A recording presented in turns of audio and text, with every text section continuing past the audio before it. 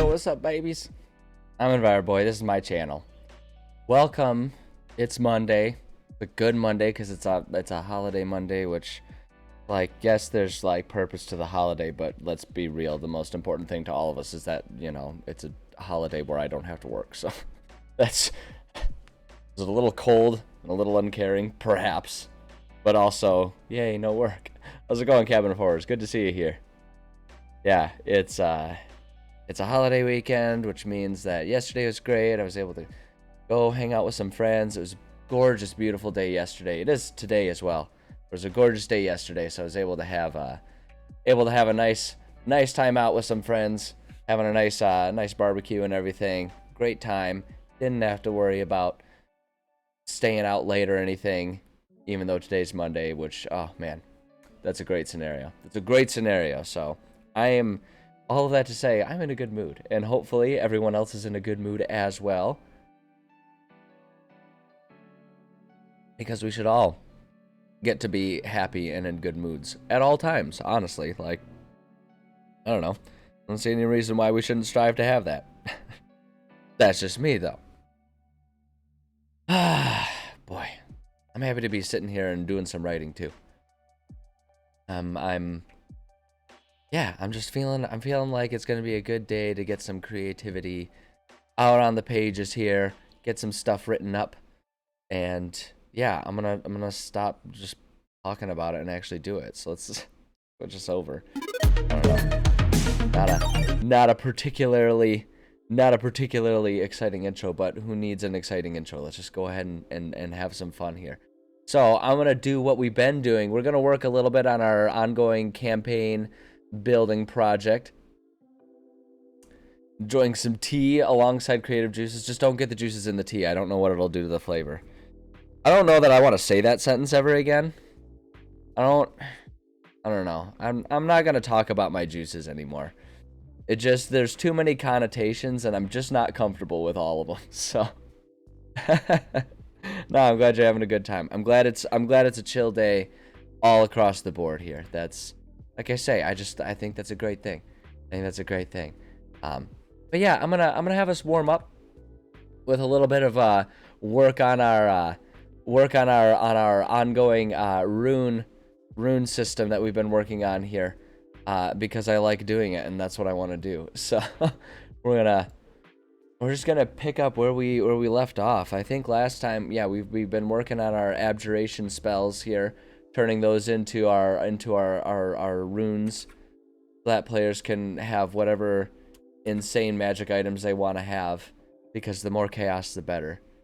Anyone who says that they don't like chaos in their D&D games clearly is not playing D&D right. Now, like, okay, I'm a big advocate for there's no right or wrong way to play it, but a game without a certain degree of chaos, that's wrong.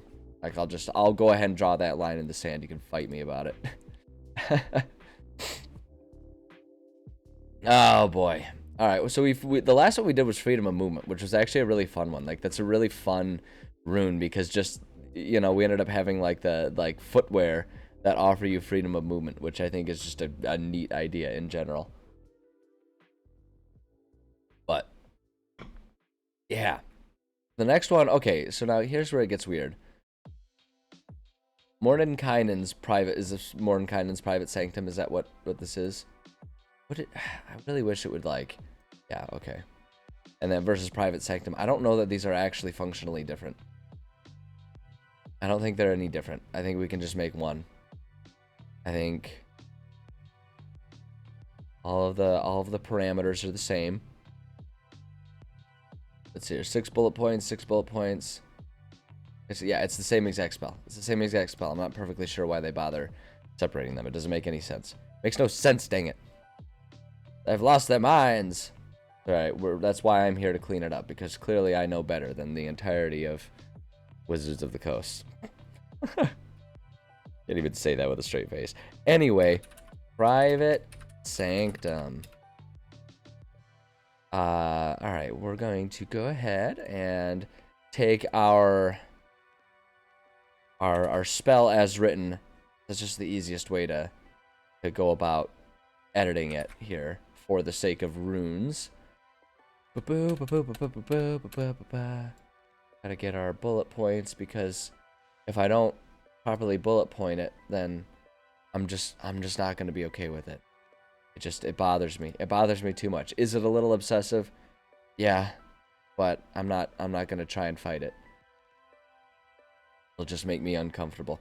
Anywho, private sanctum. You make an area within range magically secure. So rather than you make, we can say, let's see here. I'm gonna change this. We're gonna say the area surrounding the imbued item is magically secure.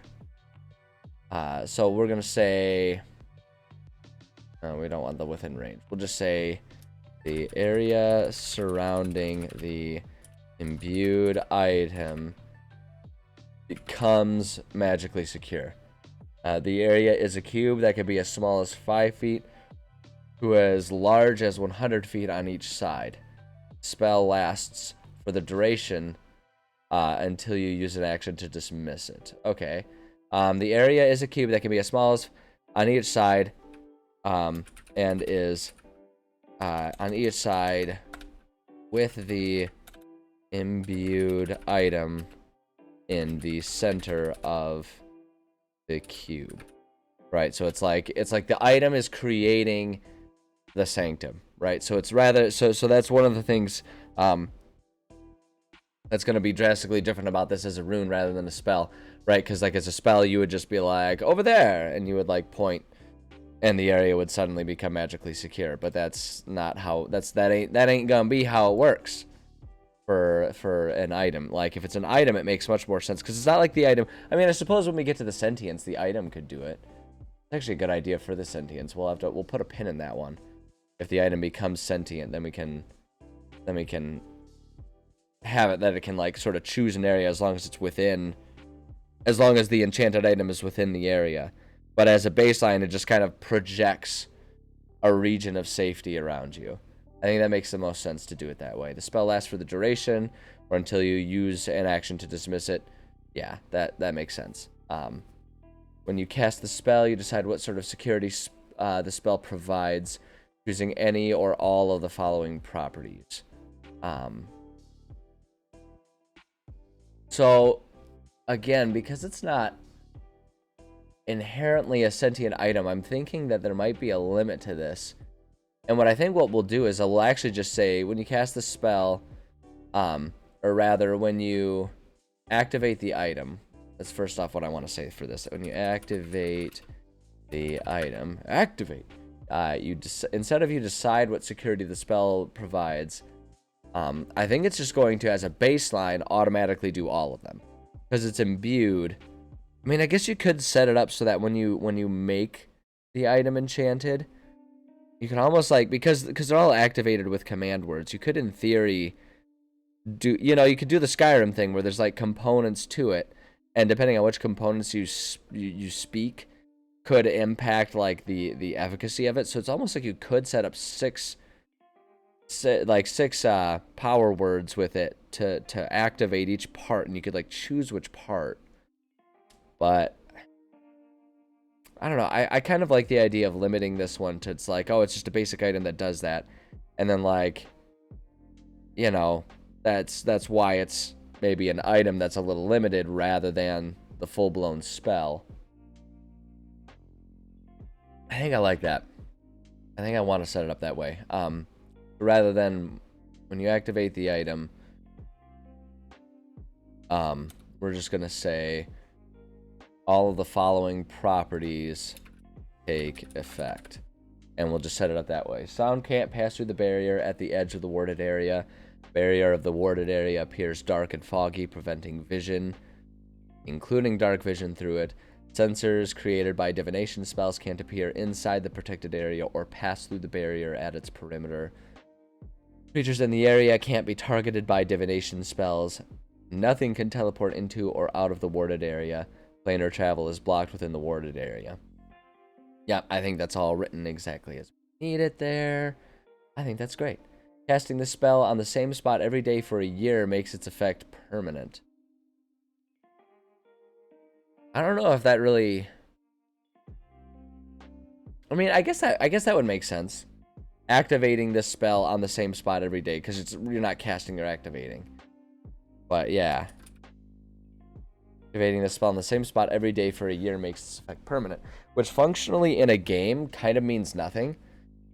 Because when you think about an actual campaign, like even a long form campaign that goes on for a long time, right? Like you like, it's easy to think if it were a real-time year, like, yeah, you get a group of friends that play regularly, that can last a year, certainly. But the actual in-game time, like, the time dilation is so intense, especially if you play shorter sessions with your group, that I just don't know that would practically mean anything. The only thing that's kind of interesting about that is it opens up a window of opportunity, particularly for me, like as a DM, right, in a world builder. It opens up the opportunity for me to use that as an excuse for having a place that is not reachable, you know, by magical means, like a place that's like a dark lair or whatever for the villain. It gives me a tool to do that, which is, you know, all well and good. But as far as the functionality of this item, this item as a rune, as an enchantment on an item, I don't know that I need it. Activating this spell on the same spot every day for a year makes this effect permanent. I mean, I guess we can leave it there. But I guess it just kind of ends up being a meaningless statement, you know? Like, it doesn't, like I say, it doesn't end up really meaning anything. But we'll leave it in there. We'll leave it in there because it doesn't, if it doesn't change anything really to remove it, then I guess we'll leave it because it is a part of the spell. And in theory, it could do something. Like if our players, like I suppose it could be kind of an interesting concept if you're part of a campaign and your players maybe finish the first campaign that you guys are running or whatever, and someone has this item. And then you guys decide, well, we want to continue, but let's do a new, like, campaign, and we'll do, with the same characters, but let's say it takes place 5 years later. Well, then we've opened up an opportunity, and we can offer them, like, the opportunity to use that if they wanted to just sort of, like, reset the scene a little differently. So, I guess we could leave it there. See how broken the lucky feat is due to its wording. Tries to give yourself disadvantage. Technically get to pick any dice you want. I suppose if you wanted to do that, I could see that. Yeah, I guess that's kind of there. I don't know. I guess I don't know the wording of lucky well enough to know if that's exactly, if there's like an interpretation way around that or not. So, I mean, yeah, you could argue that about a lot of things in D&D. People argue that about just the existence of rogues and sneak attack on a daily basis. My take always on broken things is it's only broken, things are only broken if two sort of mitigating factors are also in place. Like, if it's only broken if, one, it can't be in some way, shape, or form subverted by the DM. Like, as a DM, it's pretty easy if it's like, oh yeah, they're just really powerful, well, it'll just make things more difficult. And the other is if it ruins the fun of the rest of the party. But disadvantage, roll 2, pick the worst. Lucky adds 1 dice, lets you pick out of the dice. Well, if you have disadvantage and lucky, I suppose, so I think I hear what you're saying. If it's disadvantage, I guess I would argue that, like, what Lucky would do. Well, okay, now you're gonna get me distracted here. Let me find Lucky here. Let's just get a new thing going on here. Lucky. Let me see here. Because a lot of it really depends on exactly how it's phrased. You have 3 luck points. Whenever you make an attack roll, an ability check, or a saving throw, you can spend 1 luck point. You can spend 1 luck point to roll an additional d20. You can choose to spend 1 of your luck points after you roll the die, but before the outcome, after you roll the die, but before the outcome is determined. You choose which of the d20s is used for the attack roll, ability check, or saving throw. So in the first place, because it's luck points, I would say, yeah, you guys get me going all the time. Because it's luck points, I would say that immediately mitigates how broken it is, because you can only do it so many times. You have 3 luck points on a long rest, so it kind of mitigates how many times you can use it. So already that's there. You can also spend 1 luck point when an attack roll is made against you. Roll a d20 and then choose whether the attack uses the attacker's roll or yours. More than one creature spends a luck point to influence the outcome of a roll. Points cancel each other out. No additional dice are rolled. Gain your expended luck points when you finish a long rest. Yeah. So, I mean, I would say that, like, the fact that you can only do it so many times per day kind of limits that. And I would actually argue that, like, that's not a bug, that's a feature type of situation. That's kind of one of the great things about choosing the lucky feat as opposed to improving your ability scores or choosing any other feat. Like, that's kind of the point of it, right, is to help you, give you that chance to avoid negative rolls. And so if you're strategic enough to use it when you have disadvantage and that leads to a negative outcome, then, you know, bully for you. Well done. You used it exactly as it's intended to. So I guess I would counter that, and I would say I don't think it's broken. I think it's acting exactly as intended. I mean, at least me as a DM, if one of my guys has it and uses it that way, I'd be like, that's brilliant. Well done. Like, really well done. So I don't know. I guess I disagree with that. I guess I disagree with that it's broken, but I can also agree that, or recognize that that's going to be dependent on what game you're running and how it's run and what group you're with and what people are interested in. Yeah, especially because you have to do especially because you have to do it before you know what the outcome is. So you could still, in theory, waste it, depending on if you even if you use it on disadvantage. So, yeah, I mean, I don't know. I guess I can understand why that might, on the surface, seem a little overpowered. But like I say, it's like you could say that, like people say that every single day about sneak attack for rogues, and here we are. And I wouldn't say that sneak attack for rogues is broken, because if rogues don't have sneak attack, they have nothing as far as combat goes. Like, they've got, that's their move. That's their move. That's what they can do. And so if someone's playing it well enough to utilize it, then there they go.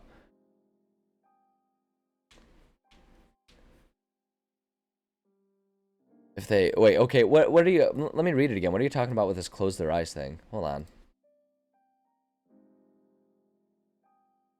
I don't. I guess I missed it. Like, whatever you're talking about.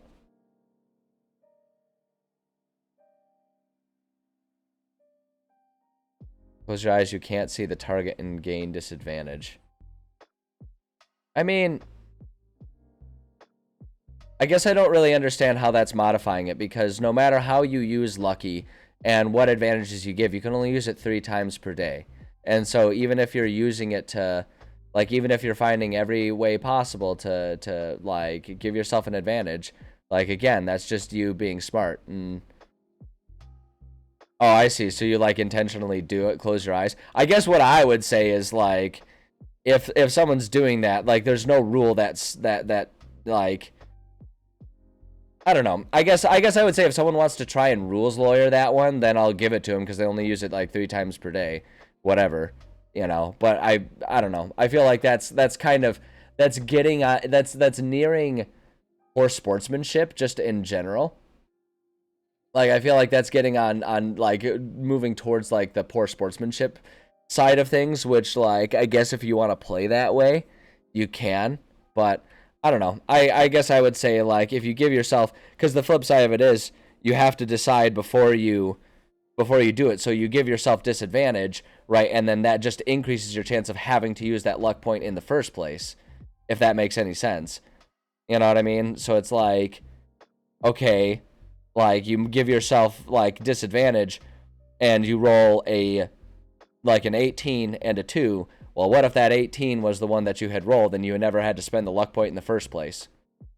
You know, so I guess I would say that's kind of a neutral thing, because you're just giving yourself, like, yes, you give yourself a free roll, but you also increase the odds that you need to use that free roll. Like, you double the chances that you need to use that free roll. So is it actually helping you? I would say probably not. I would say probably not. But I don't know. I've never had someone try to do it, and I question whether anyone would bother trying to do that, because that's such a specific situation. Like, it's almost like that would really only come up if you're fighting like a Medusa or a Basilisk or something, that you do want to avert your eyes, because the alternative is like being petrified. So in that situation, you would be averting your gaze at all times anyway. In which case, Lucky is there to, that's why you would have that spell, or that feat. That's why you would do it. So I guess that's what I would say. I would say, yeah, I don't think it's overpowered, and I don't think there's really a way. I don't think that that's as much of a benefit as it might seem on the first impression. Because I think you're just increasing your chances of needing to spend the point in the first place when you might not have needed to. So that's my take on it. But there's always a million ways to take it, and that's the fun part about D&D, is because you can always sort of discuss and argue and redefine things, and that's what makes it super fun and exciting. Case in point, I'm sitting here changing spells into runes. So speaking of which, okay, activating the spell at the same spot every day for this. Yeah, okay, I decided we'll go ahead and leave that there. At higher levels, when you cast a spell, so of course it's going to be, I gotta massage this a little bit. When you imbue this spell at 5th level or higher, because it's like, depending on what level the spell is when you're trying to do the imbibement there, it takes different, the way I've got the system built, is it takes more time and resources to do it. So it's like, that's the trade-off. You don't get the item as fast. You have to spend a lot more of your resources to get it. But then once you do, you're good to go. You've got an even more powerful item. So when you at 5th level or higher, you can increase the size of the cube by 100 feet for each slot level beyond 4th. Thus, you could protect a cube that can be up to 200 feet on one side by using the spell slot of 5th level. Okay. We're just going to get rid of slot there. There we go. Yeah. Great. That's easy. Okay, so how it's cast, as per usual, I don't have any reason to deviate from the usual. Once per day, the power word is spoken when placing the item. And then, let's see here. So, this can really enchant any item. We'll say can enchant any item. One thing that's really interesting about this item, when you think about it too, is because we've set it up so that the item, or the aura, the sanctum, so to speak, that you're creating is centered on the item. You could, in theory, carry the item with you and have yourself a traveling sanctum, which is a very powerful thing. But I think the flip side of it is that it always has to be near that item, which means that, like, it's not like a spell where it's like, that spell is just kind of always available to you and you can place it exactly where you want. Instead, it's like you've got to place that item, and you have to retrieve that item if you want it back in the future. But I think that's actually a really interesting sort of concept of it. Let's see here. We'll say centered on item, range, up to 100 feet per side, and we'll just say or if higher level. The duration, what did they say the duration was for this one? 24 hours. There we go. Duration, we'll say 24 hours there. And then these are irrelevant. Those don't really do anything. I don't know that I need to do any additional notes for that one. I think that one's good as it is. It's very rare that we need to add any sort of additional notes or anything to one of these imbibements, but they're there and an option for us. I always put that there just to like remind myself, like, hey, think about this. Is there anything else you need to add to this? And this time I think we're good. We can go ahead and create an example item here. And my first thought is just like, you have in your pocket a little sanctum stone. Sanctum stone. And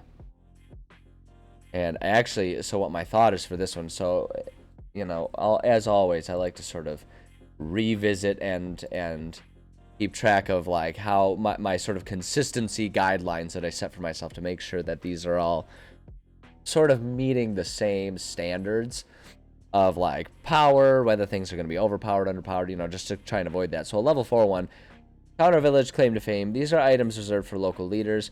They are very expensive and typically require a unique request to find. It's not uncommon for the use of one of these items to be the source of fame that helps launch someone into power enough to be elected or appointed as a local leader. Kings and gods may scoff at the item, but the peasants will be in awe of it if summoned before the owner. Easy to special order, but must be ordered through a specialty supplier. Not usually given a special name by the creator, but often the owner will have a nickname for these items. So it's like, you know, it's like, so these aren't going to be items like Gorman's sword of angelic evil or whatever, right? Like these are just like, they're very powerful items that you really have to kind of go out of your way to obtain, but they're, you know, not world changing, just maybe town altering. So what I'm thinking with this one is Sanctum Stone. These pebbles have become quite popular among we'll say leaders of we'll just say places large and small, and small. They are exceedingly helpful for rulers looking to have private audience with anyone for any reason. It is especially helpful to have such an item as it allows the leader to not even be dependent on a sorcerer who will actually, we'll just leave it like that. I think the implications are sort of there and understanding. Like, you're not dependent on it. You can, you know, set up your little private sanctum, whatever you need it, wherever you need it, and you don't need to just like automatically give someone else the power to control this sanctum, right? Because it'd be easy. Because, like, either the person is in there with you and that person automatically gets to know whatever secret stuff you're discussing, or they're on the outside where you can't really monitor them particularly well, and they could do whatever they want to sort of sabotage or betray you while you're inside the sanctum. So I think there are a lot of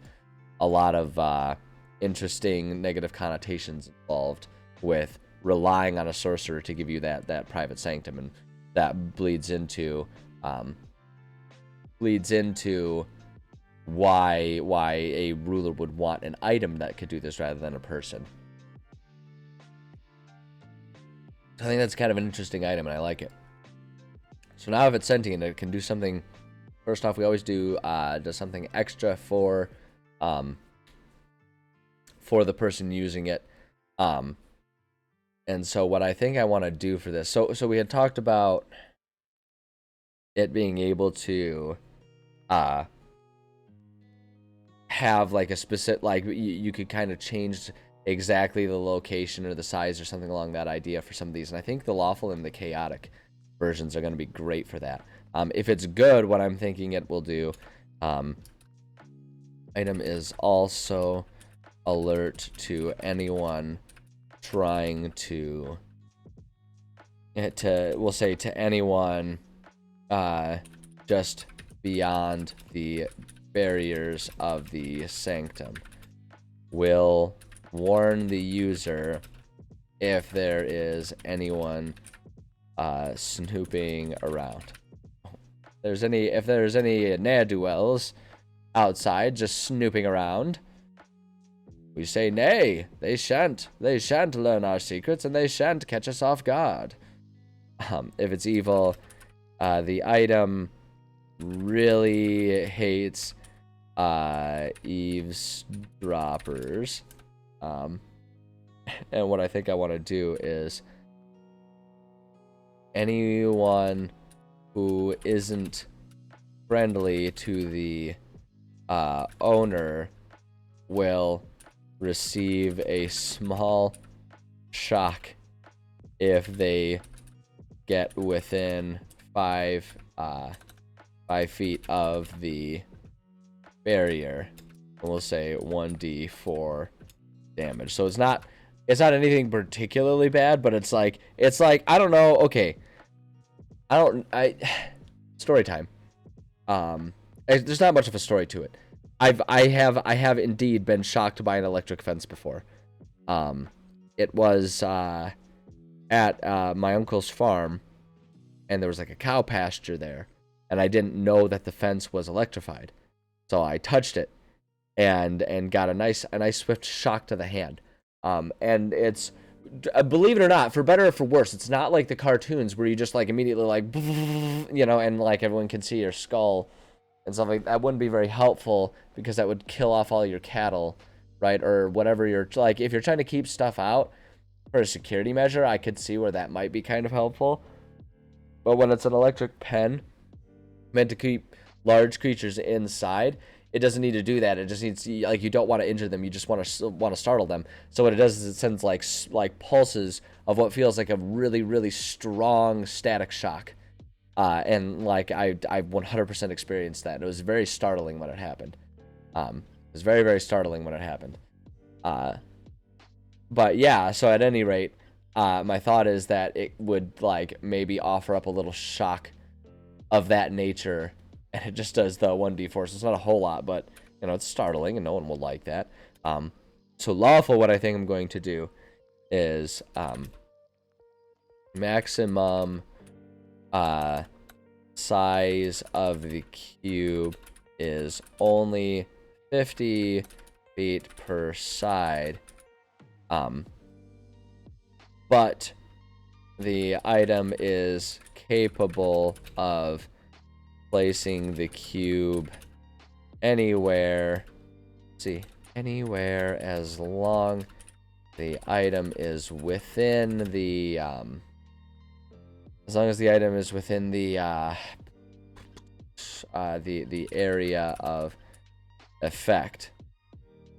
Anywhere as long as the item is within the area effect. So we'll say anywhere, and we'll just do in parentheses without the item at center, as long as the item is within the area of effect. And then chaotic, what my thought is, we'll say the item is a little excitable. There it is. The region, or the area of effect. The area of effect can go up to, actually what we'll say, effect can be up to 50 feet more per side, but the exact, man, oh man, I'm struggling here. There we go. But the exact placement of the area is random. We'll say is a random area with the item somewhere inside of it. So it's just like, it'll just kind of randomly place it around. So it does its best, but it's a little excitable. It gets a little excited a little easily, and it'll just kind of like randomly place it wherever. Is what my thought is. And I think that's all we need to worry about if it's sentient. It's a pretty innocent item, especially when it comes to like sentience. Not a whole lot of interesting things going on here. But now if cursed, I think if it's cursed, this will be interesting. So here's what I want to do. The extra powerful benefit. The item not only creates the standard barriers, but it will also paralyze any creature attempting to get past the barriers, right? So it'll paralyze them, so that way when it like drops down, people can see. It's not even just that like, hey, someone's snooping around or whatever. It'll paralyze them and they're stuck there, so that way whoever's using it has the opportunity to see exactly who's eavesdropping, or at least attempting to eavesdrop, and all that kind of stuff. The problematic side effect that I think I want to do for this is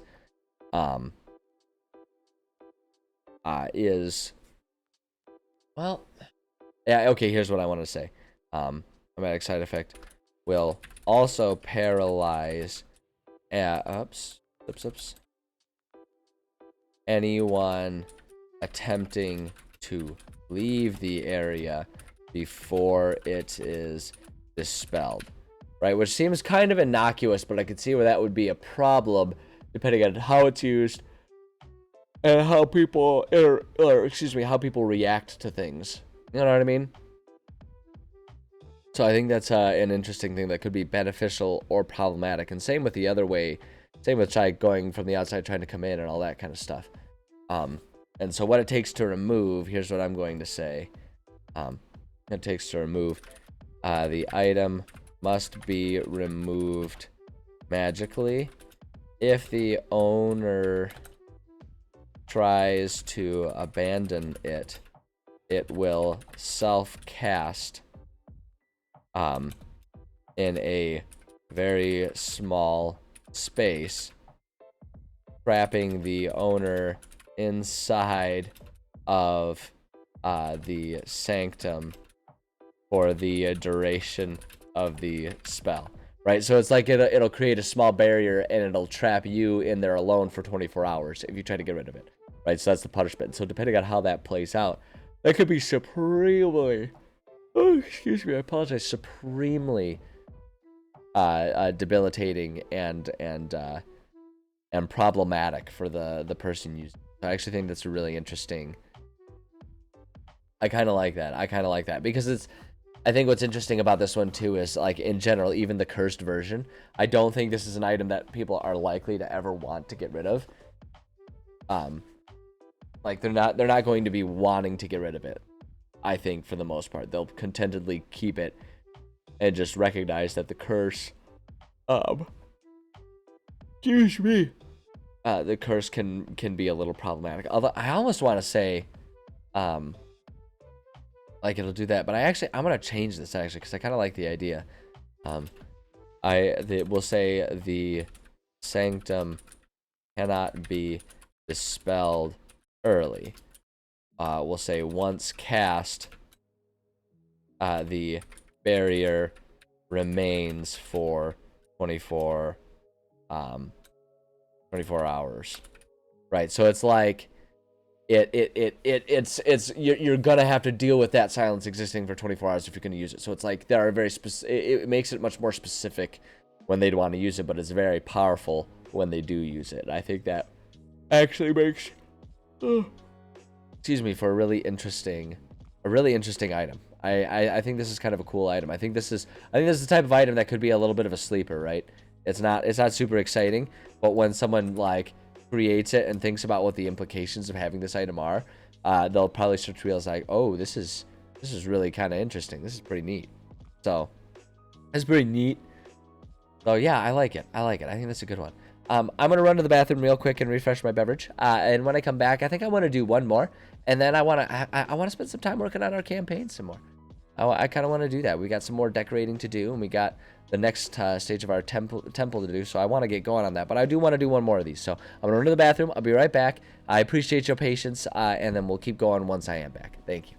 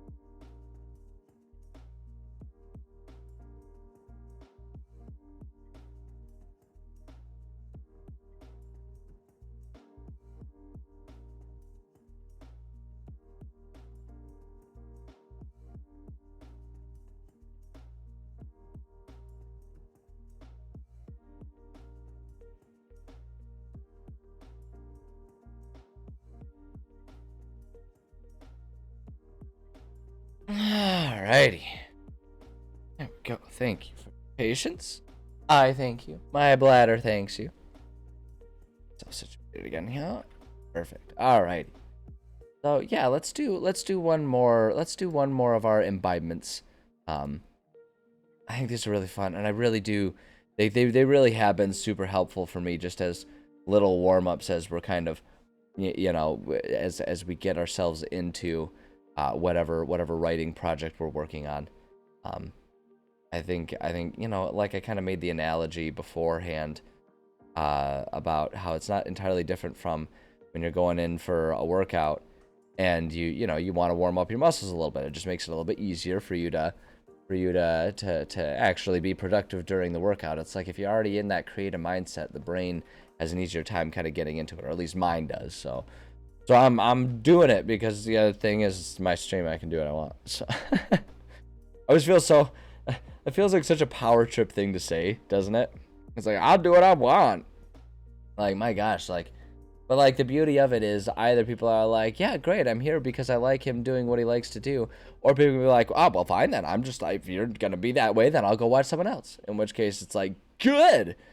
And it just becomes this incredibly adversarial relationship that I have with my audience. And I think that's just, you know, an ideal thing. Just for all of us to hate each other and generally not like each other. It's just a stupid take. It always feels that way though, doesn't it? Like people are just so confrontational in life these days. It kind of almost feels like that's exactly how everyone approaches everything. Just like being as contrarian to each other as possible. It's like, golly, people, why don't we just take a breath here? Anyway, let's work on Stone Skin. Let's turn this into an imbibement. This one should be quick and easy here. Boom. Stone Skin. Sounds like a medical disorder. Hey, Julie the Ghoul. Good to meet you. So right now we're working on a homebrew system that I create for my players in D&D, where I'm slowly going through the existing spells within the spell book and turning them into runes that can be used to imbue items, just so that way players can, rather than just like getting your same old you know, +1 sword of sorting or whatever, it's like you can actually have, like, they can kind of make customized magical items and weapons and whatever, and my players seem to really like it. So I'm like, all right, I'll keep doing it because I have fun making them. So thank you for the follow. I appreciate that. It means a lot to me. I'm glad you're having a good time. But yeah, that's what we're doing right now. I always like to do that as kind of my warm-ups for my mental warm-ups for my writing streams. And then after that, we have like a campaign project where I'm writing a campaign that takes players from levels 1 to 10 that we just kind of work on. And I, you know, just kind of sit here and work on that a little bit and use it as an opportunity for people to share ideas and, you know, to exchange thoughts on ways to DM, playing and stuff like that. It's just kind of a vessel to offer up good conversation about D&D, which, like, we don't even need it to be any more detailed. Like, do we really need an excuse to talk about D&D? Let's be real here. Let's be real. Like, we can just talk about it whenever we want because it's rad and it's a fun thing to talk about. I don't know. So let's hear. So Stone Skin. Spell turns the flesh of a willing creature you touch as hard as stone. Until the spell ends, the target has resistance to non-magical bludgeoning, piercing, and slashing damage. All right, so we're gonna massage this language a little bit here. We're gonna say the item, because we're talking about an enchanted item, like an item that would have this enchanted with it. The item turns the flesh, rather than of a willing creature, we're gonna say of the creature holding the item. The creature holding, the creature holding or wearing the item as hard as stone, because, like, you could in theory have like a stone skin, stone skin undies, and it turns you into stone. Nice. Yeah, I actually got into D&D came for me after world building did. I was into world building as a hobby before I ever played D&D. And then I had some friends introduce me to D&D, and I was like, you're telling me that there's a way that I can do this world building and share this world with people without also having to be good at writing stories and dialogue? Well, there we go. So yeah, no, I totally feel that. World building, that's like the approach that I take when I'm building these campaigns, is from a world building standpoint. And to me, it's almost more like just kind of, it's like the rules are the buttercream to the cake of world building for me, and it's just like you just kind of slap down that layer of rules on top of the world that I built, and it creates a game, and people love it, and I can sit there and be like, yes, I'm creating a game, not just a way for me to power trip and prove to the world how cool my world is. No, it's fun. But yeah, I totally hear you. World building is an awesome hobby, and I wish more people would get into it, because I feel like a lot of people have really cool ideas about environments and worlds and stuff that they just kind of let float in their mind. It's like, nah, man, you got to put that on paper, so that way maybe one of these days I could actually be a player in D&D rather than just the DM forever and ever. Oh, you'll have to excuse me. Try to keep it under control, but pollen is really bad this time of year. Oh, it makes my allergies go insane. Hold on. Oh. Excuse me. Quite lovely noises, huh? I apologize for that. I'll do my best to turn away from the microphone whenever I get assaulted by airborne particulate. Anywho, yes, the item turns the flesh of the creature holding or wearing the item as hard as stone. Until the spell ends, the target has resistance to non-magical bludgeoning, piercing, and slashing damage. Yeah, that's perfect. Type of enchantment it can enchant, we'll say any item that can be held or... Right, like that's how you can enchant this one. And so the example item, I'm going to double down. I'm going to double down with what was originally meant to be a gag, but now I keep thinking about it, and it makes me giggle. We'll say stone skin undies. Stone skin undies. We'll say originally created as a gag. These items became quite popular among wealthier soldiers. The stone skin effect having benefits that were quite obvious. The nature of having the imbibement on underwear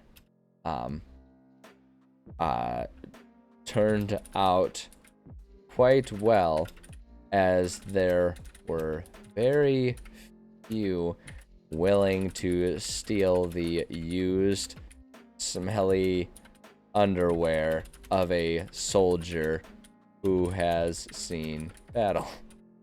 Man, if I'm gonna steal something from a soldier, the last thing I'm gonna take are his briefs.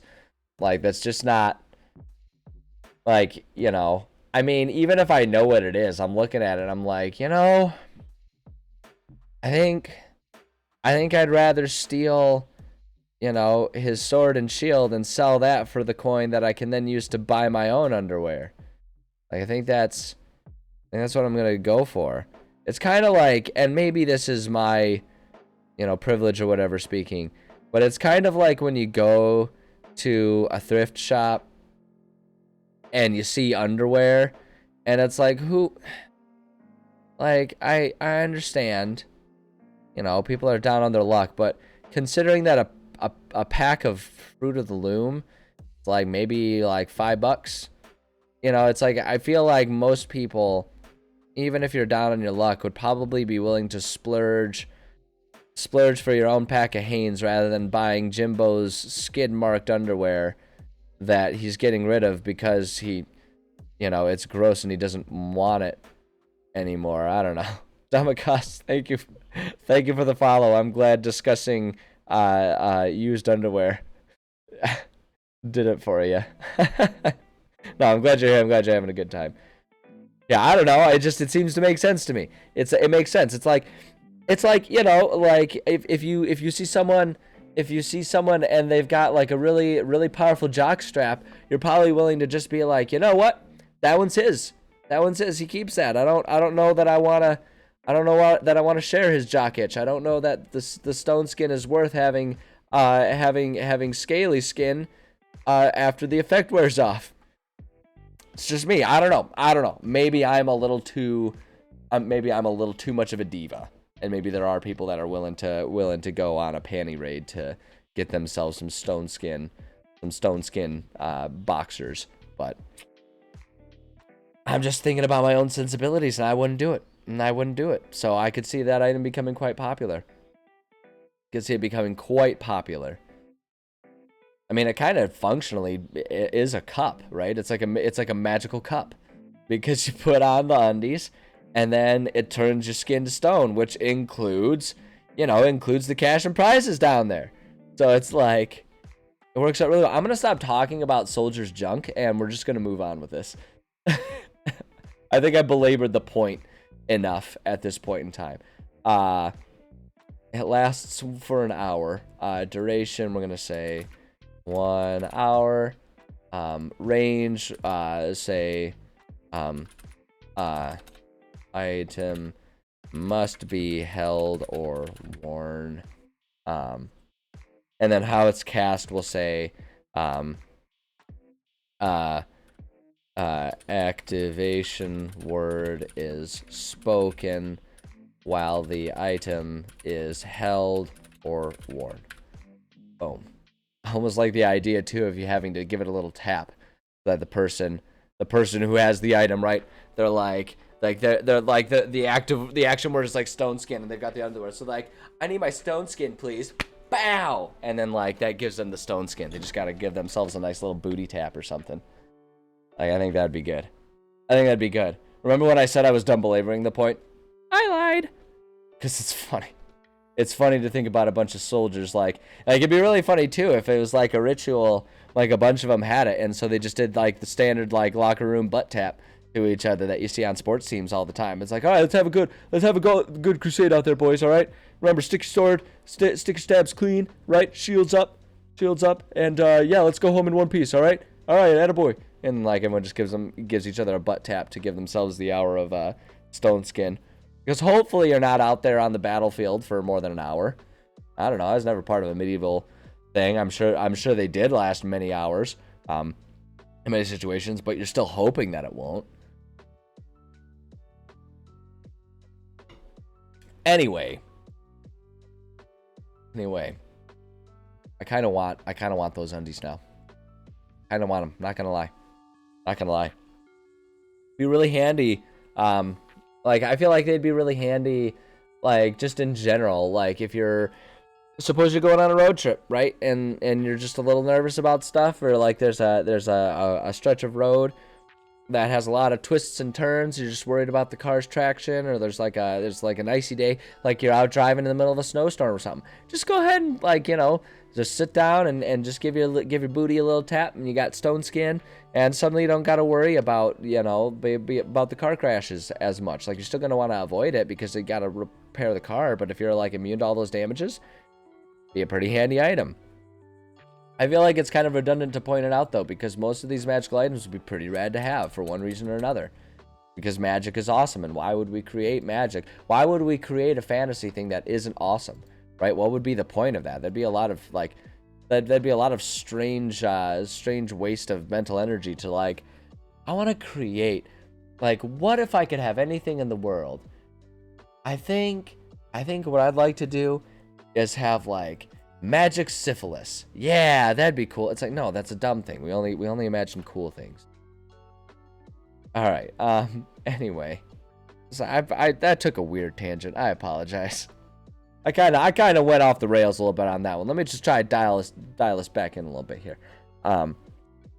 What happens if our person is creating this item, this enchanted item, and they accidentally grant it sentience.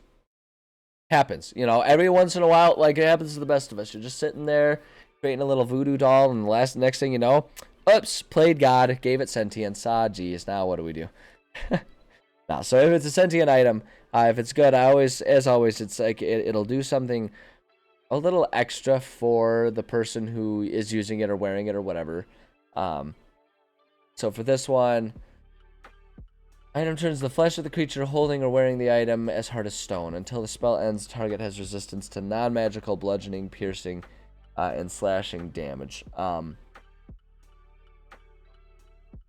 don't know. Let me think here. Oops. Oh, beans. Wow, it's getting really warm out in the world. My my AC just kicked on. It's been a few days since it did that. Let's see here. If it's a good wait, hold on 1 second. Okay. I just wanted to make sure that the mic wasn't picking up the AC as a background stuff. You might hear a little bit of buzzing when I'm talking, but it's not at least triggering the mic as is. Because like the AC unit is like right on the other side of the wall that my desk is pressed up against. So it's kind of close, and it does make a little bit of noise. But no one cares because you guys can't hear it, so I'm basically just babbling about nothing. That means nothing to anyone else ever. So great. Good broadcasting. Well done. I'm really nailing it today.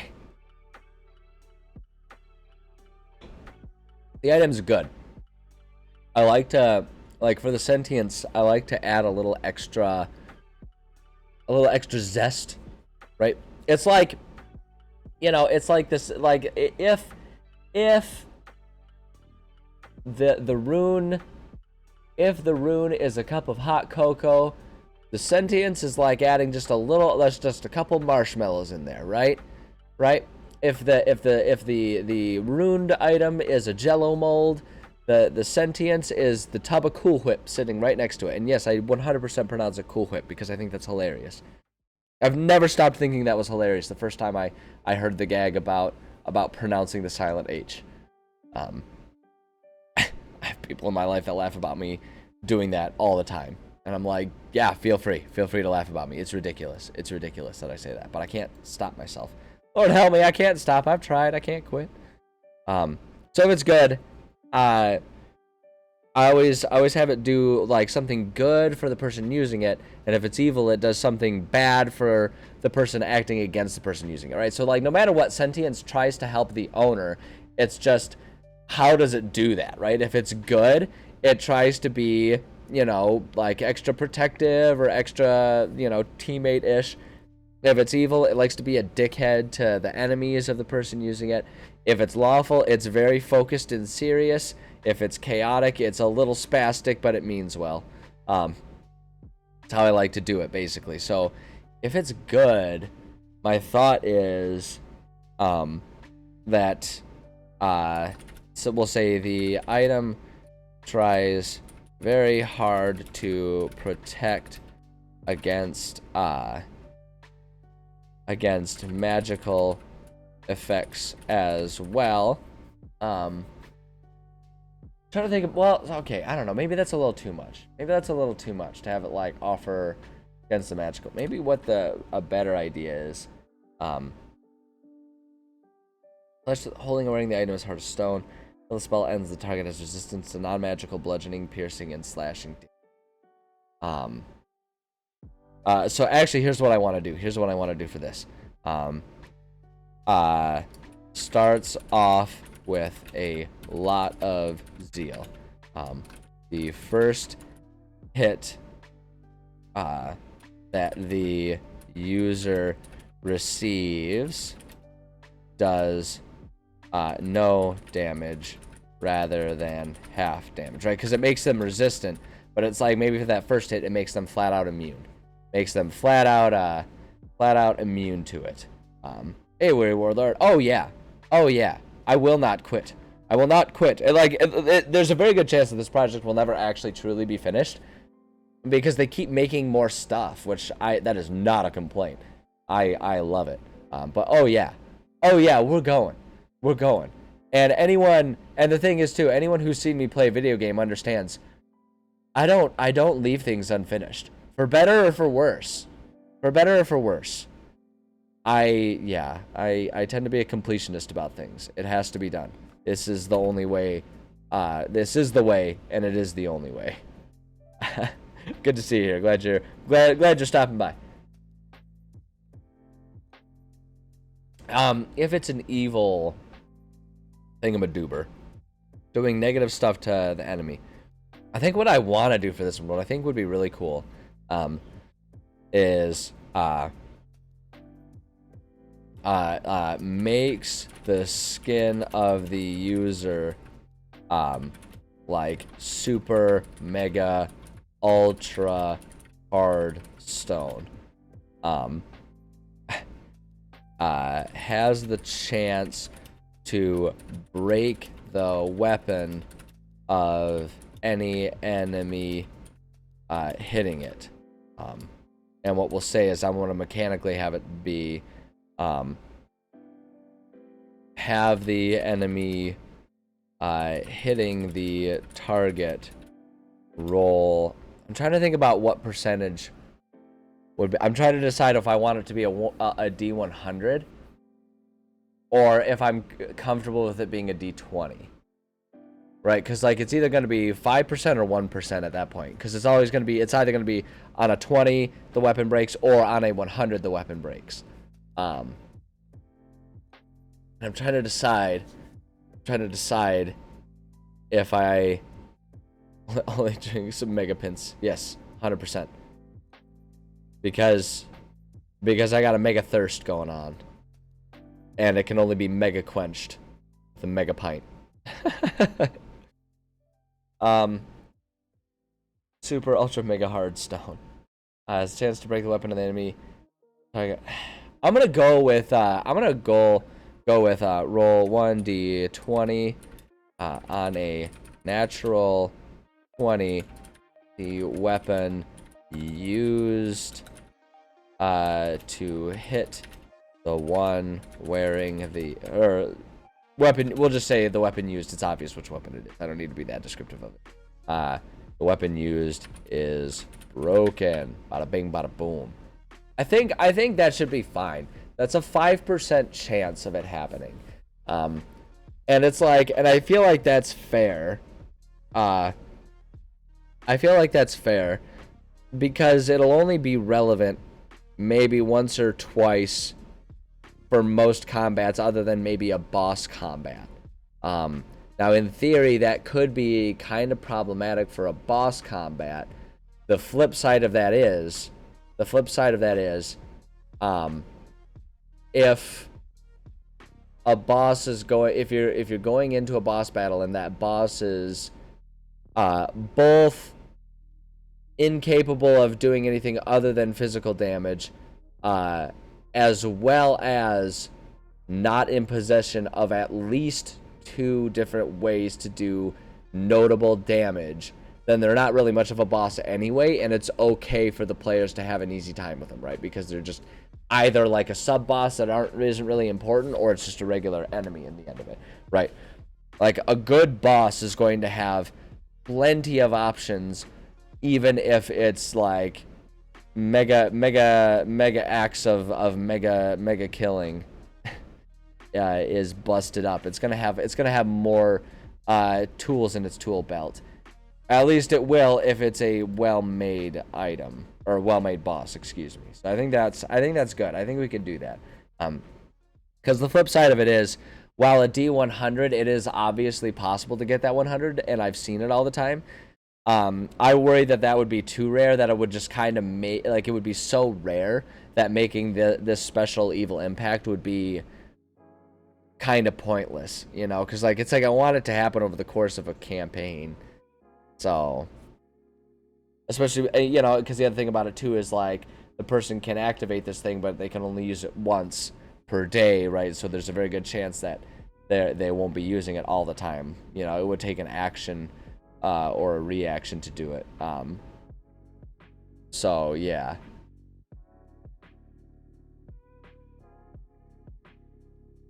Yeah, I think that's good. I like it. Okay. Lawful. A little more focused. A little more determined. like so a little more powerful, but a little more laser focused is usually what I like to do for this one. So I'm trying to think. I feel like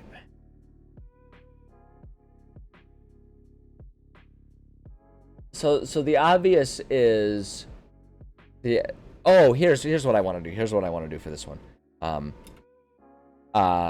When activated, the item can discuss with the wearer what the biggest threat is as far as type of damage. Bludgeoning, piercing, or slashing.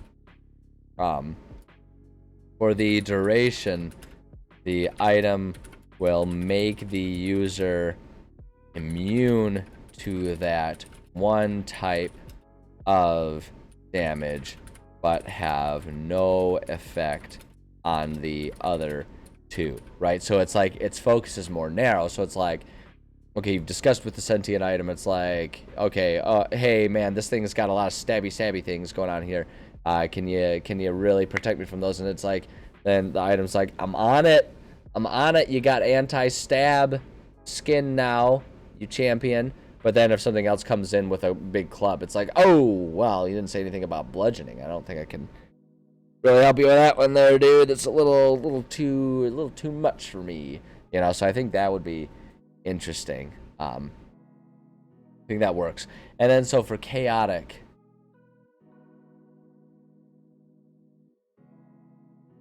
let's see.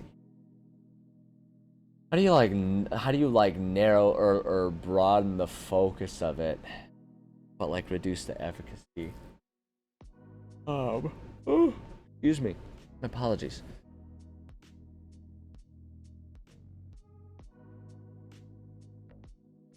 Let me see something. I want to see.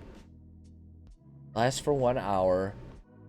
Item must be held or worn. Activation word is spoken while the item is held or worn. Oh, here's an idea. Here's what I want to do. Effect chaotic is very protective of owner to a fault. Will automatically activate the first time the wearer receives damage that day. So it's like it'll automatically activate, right? So it's like, for better or for worse, that can be kind of great in some scenarios, because like the idea is it'll self-cast, it'll automatically activate, so you don't have to waste an action or a reaction to activate it. But the flip side of it is, if it does it, if it gets itself going when you don't want it to do that, then suddenly it's like, okay, well, I guess that's the one use for the day. And it just gets real excited, and it just does that. I think that's kind of fun. It's kind of endearing in its own way. Yeah. Okay. Here's what I want to do for this one. I already know what I want to do for the curse. Extra powerful benefit. Makes the wearer immune to piercing. Still did it wrong. PIE. Immune to piercing, bludgeoning, and slashing damage. So you're just flat out immune to those types of damage. I think that works great. Problematic side effect though. So here's the flip side. Only lasts for 1 minute, and afterwards the wearer is weak to those damages for 1 hour. So now that sounds like a lot, but let's think about that. Let's think about this, where it comes from. And like, I think this is balanced, but this is actually one of the reasons I like to sort of think these out, even if I think it's balanced, is because it gives me the chance to sort of ponder it and think about it and hear it, and that sometimes will change my mind about whether or not I think it's balanced. So only lasts for 1 minute, And afterwards, the wearer is weak to those damages for 1 hour, but you're immune to it. So that means for 1 minute, you can take 0 damage from physical attacks, basically. Like, you're not going to get hurt by them. Ultimate tank benefits there. It does nothing against magic, right? So if you're against a foe that has a magical item or is using magic to hurt you, you're still very vulnerable. So in that one situation already, it balances out, right? And that's for 1 minute, right? 1 minute. That's going to be, what is that? That's 10 rounds, right? Because 1 round is 6 seconds, 60 seconds, that's 10 rounds. All right, so for 10 rounds, you are immune to that kind of damage. But if you get to the end of those 10 rounds and you're still in combat, you're in big trouble because you're now weak to those, so you're going to be taking double damage, right? That's kind of what the thought is there.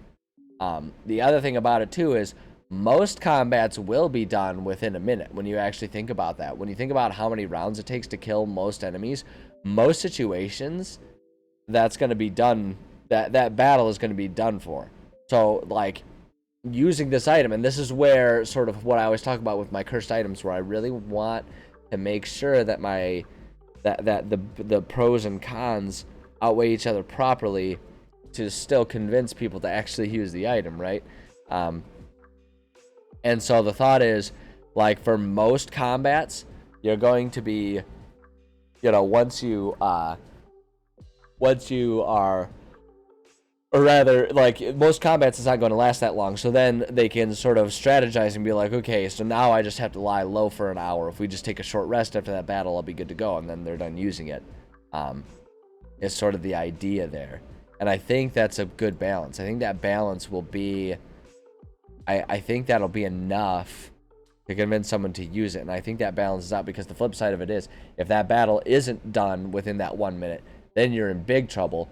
Or if you find yourself in combat again within an hour, you're in big trouble, right? So that's the sort of trade-off for it. So I think that works, and I still like it. I think I want to leave it how it is.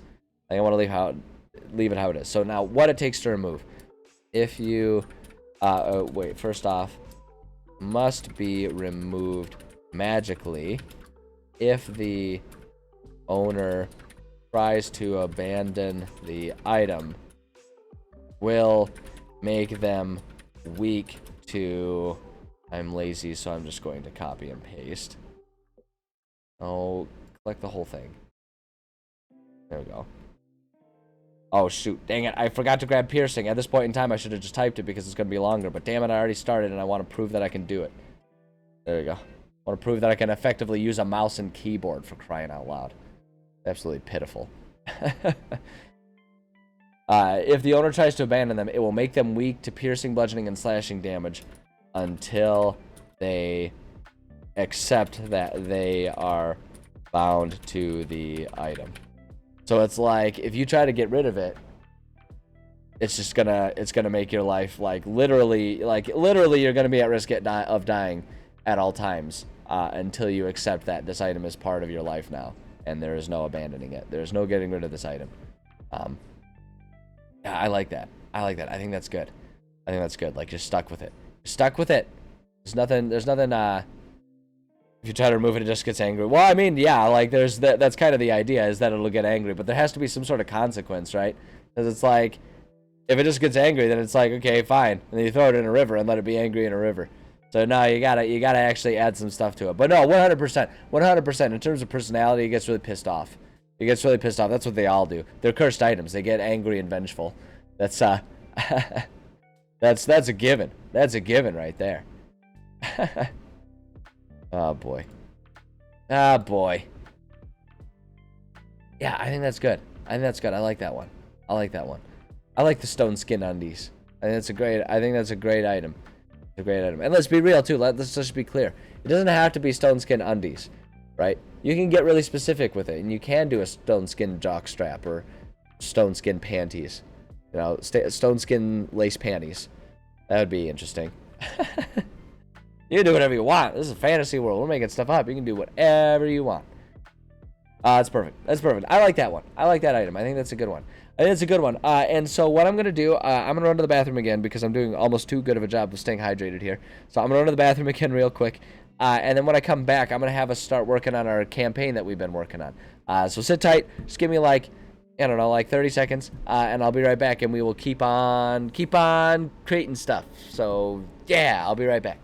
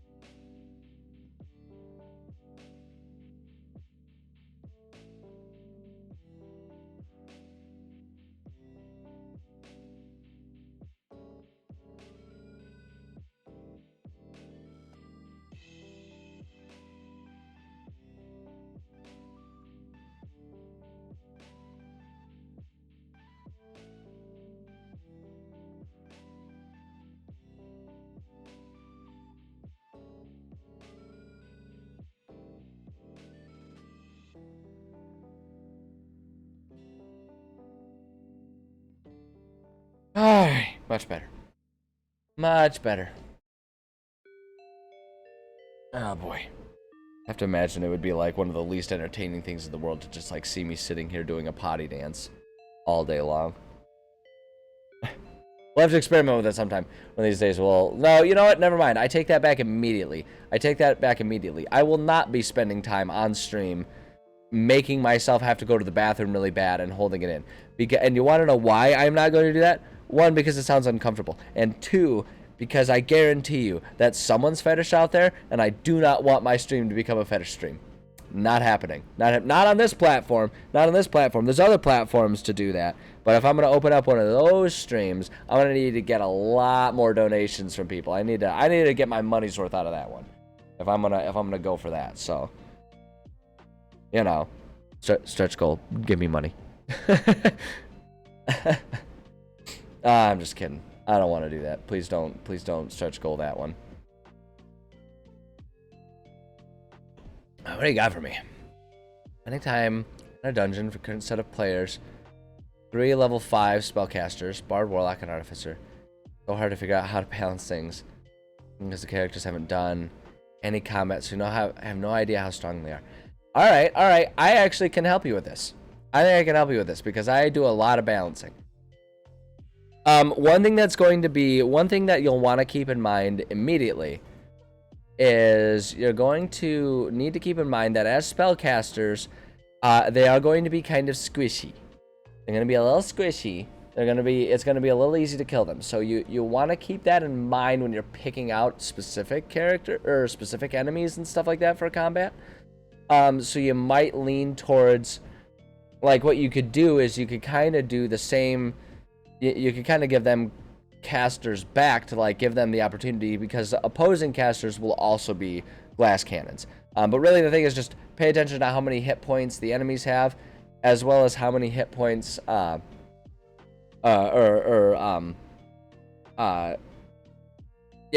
like pay attention to how many hit points the enemies have, as well as how much damage they'll be doing per turn.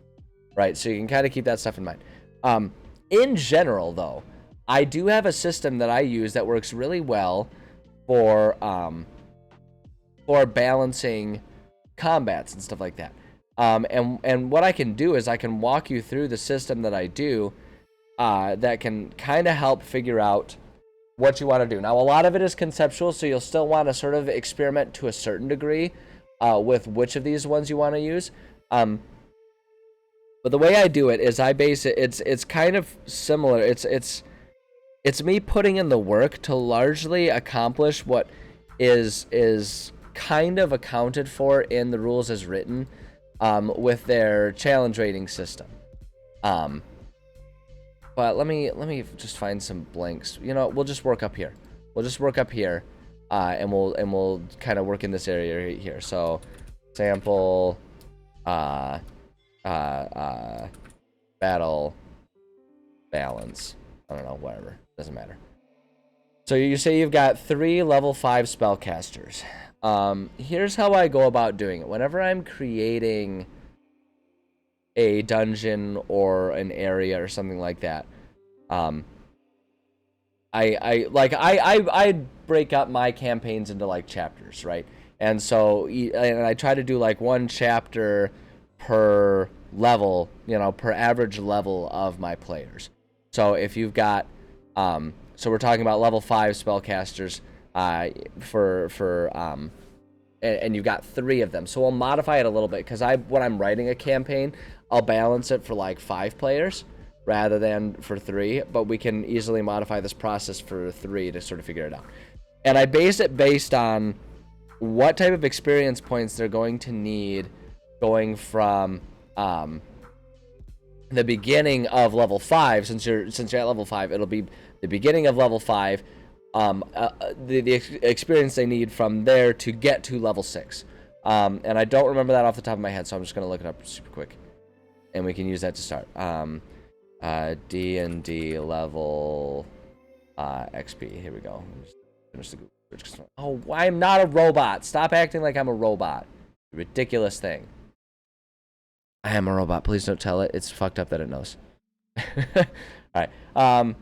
To go from, so 1 player to get to level 6 needs 14,000 experience points, and they start off at the thing. So I just need to do the math because I don't want to do it in my head. 14,000 minus 6,500.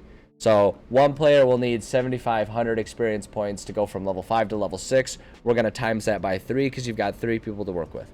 22,500 experience total is what you would need to bring 3 players from level 5 to level 6. All right, so that's our base number that we're starting with. 22,500. Okay, that's our base number.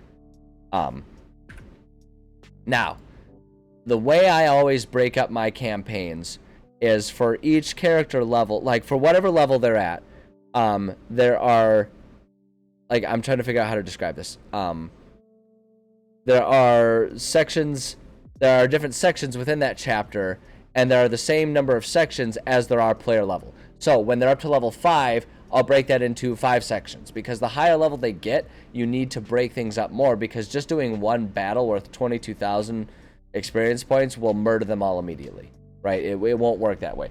But as they get higher levels, they need more and more experience points, which granted they'll get a bit more based on higher enemy levels, but you need to kind of mitigate that. So we're going to break this into 5 portions, but we can kind of do some double duty with that. Rather than just dividing it by 5, you can do a little bit of work, so that way you can kind of have a few options about how difficult you want that to be.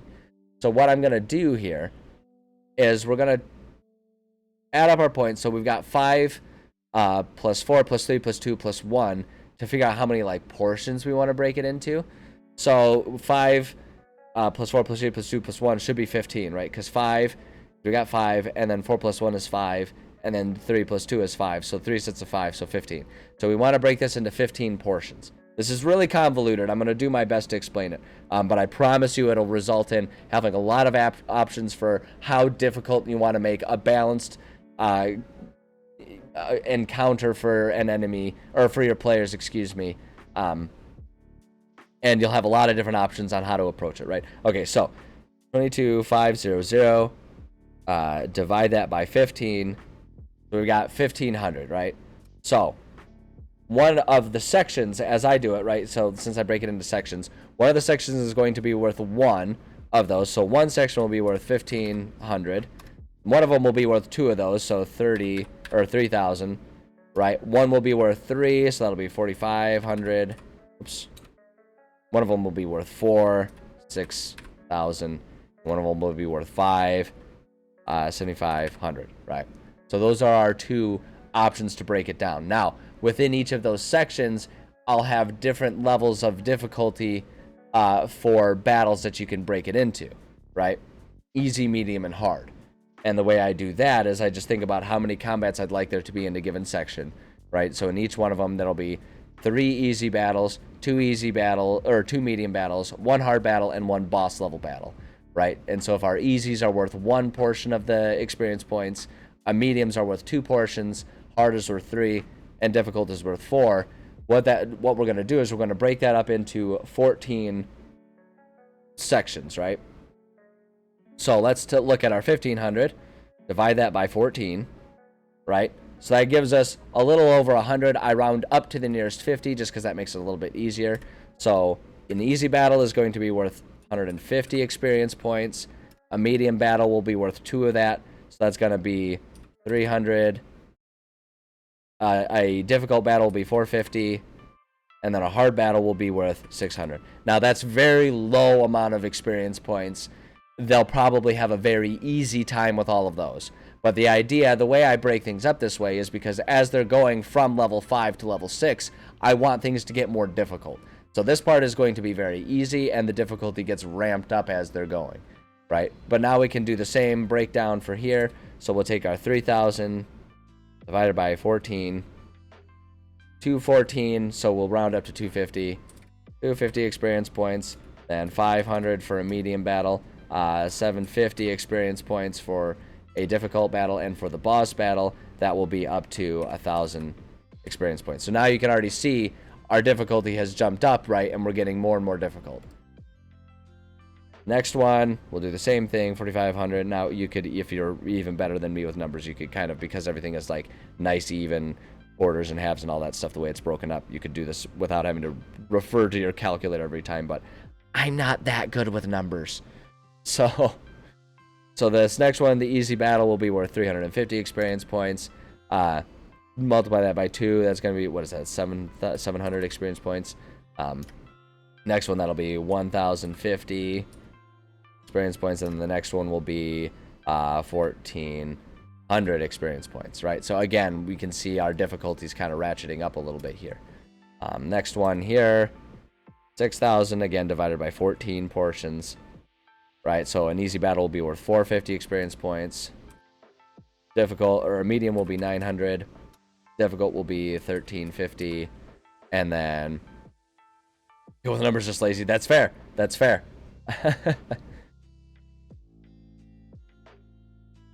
I'm good with knowing how to use them. I just can't conceptualize them in my head and do like mental math super easy. And then the 1,350, that turns into 1,800 for a boss battle at that stage.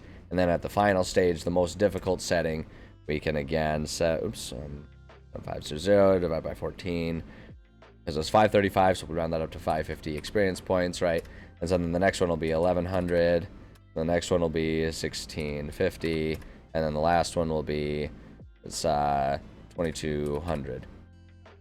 So these are the basic breakdowns of how difficult battles can be. And as you can see, you have, if you don't want to have it be as systematic as I do mine, if you wanted to do it a bit more freeform, you have a very wide range of difficulty settings to pick from.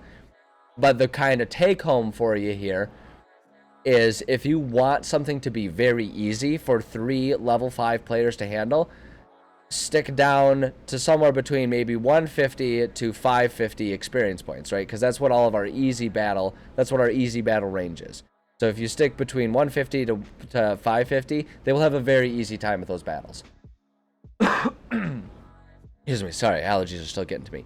If you want it to be a difficult battle, right, you can have it be almost anywhere from 600 up to 2,200, right?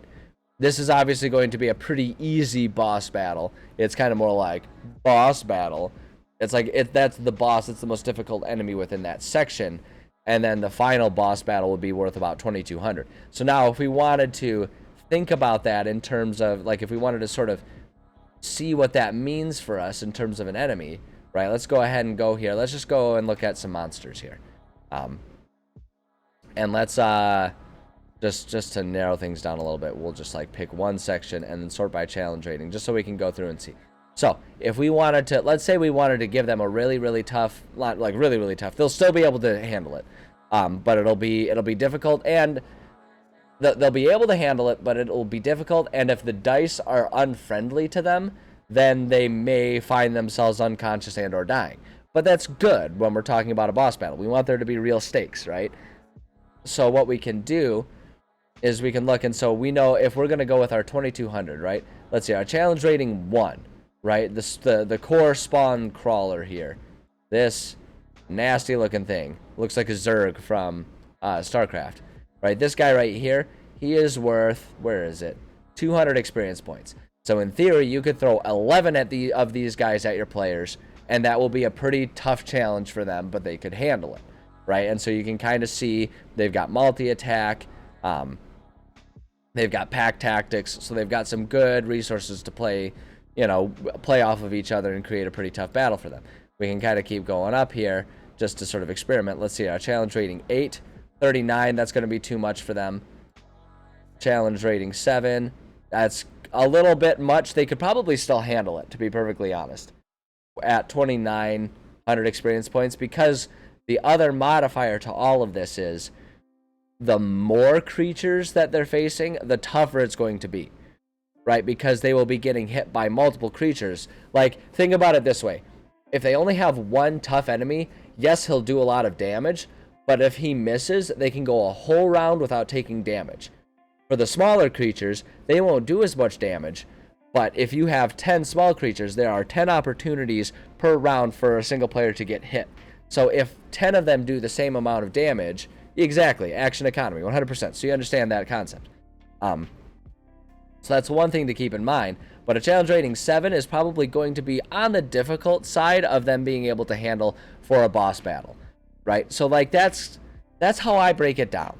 And depending on how you play and how your players play, that may be too difficult or too easy. So you got to be able to sort of modify things on the fly. But that's my breakdown system. That's the system that I use when trying to decide how difficult to make a battle for my group, right? But that's, again, based pretty heavily on how I build my campaigns. So, 2 or 3 grains of salt. But that's how I approach it. So if you're looking at those characters, right, 3 level 5 characters, if you want it to be a difficult battle, I would stick towards, anywhere between, like, I would shoot for the 2,000 experience points worth of enemy range for them. And what I would do is I would take maybe about 1,000 of those to be one big enemy, and then use the other 1,000 to have small minions that roam around. And what you can always do is, if you're worried that it's going to be too difficult or too easy, you can change the number of minions they have to deal with on the fly, is how I would approach it if you're not sure what the balance is going to be and how difficult it's going to be. That's what I would recommend. That's my 2 cents. Like I say, a couple grains of salt, because that is also, based on how I run games and how I DM. So that may be different for anyone else. But there you go. Hopefully that gives you like a starting point on how to sort of think about it and how to approach it. I don't know. How's it going, Warlock QT? Good to see you. Glad to have you here. But yeah, that's kind of how I would approach it. Hopefully that'll help you a little bit. You can kind of see some of it in action as we're working on the campaign here, which is what I'd like to dive into. So last time, did we finish? Hold on, let me pull up my maps here. Actually, let me pull up a lot of maps, and we can just kind of do our general recap of what we've done so far. Just so that people are kind of on the same page and understanding what the crap it is I'm doing up here and why I'm doing things the way I'm doing them. Let's see here. Let's open for this one. I think this is the one that we need. Yes, this is the one that we need. Perfect. Yep, that's exactly the one we need. And then let's open for here. I want to do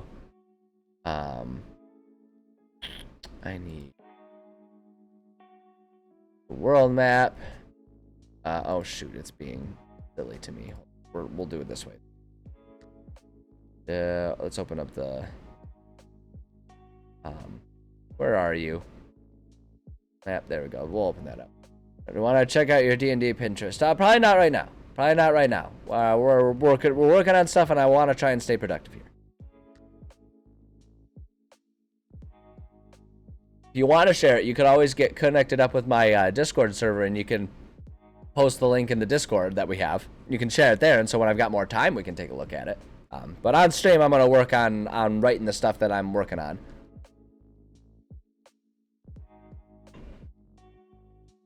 All right, let's see here. We got that one. What other maps do we want open here? We want our kind of region maps open as well.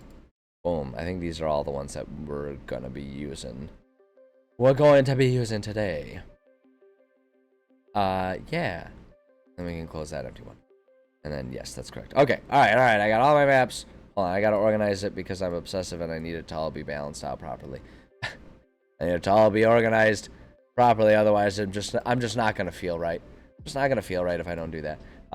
Let's open up our world map and let's start from that viewpoint. So, working on a campaign meant to take players from levels 1 to 10 is the campaign project that we're working on. We've been working on this for quite some time because I'm very detailed and very much a world-building perspective when I go about doing this. Excuse me.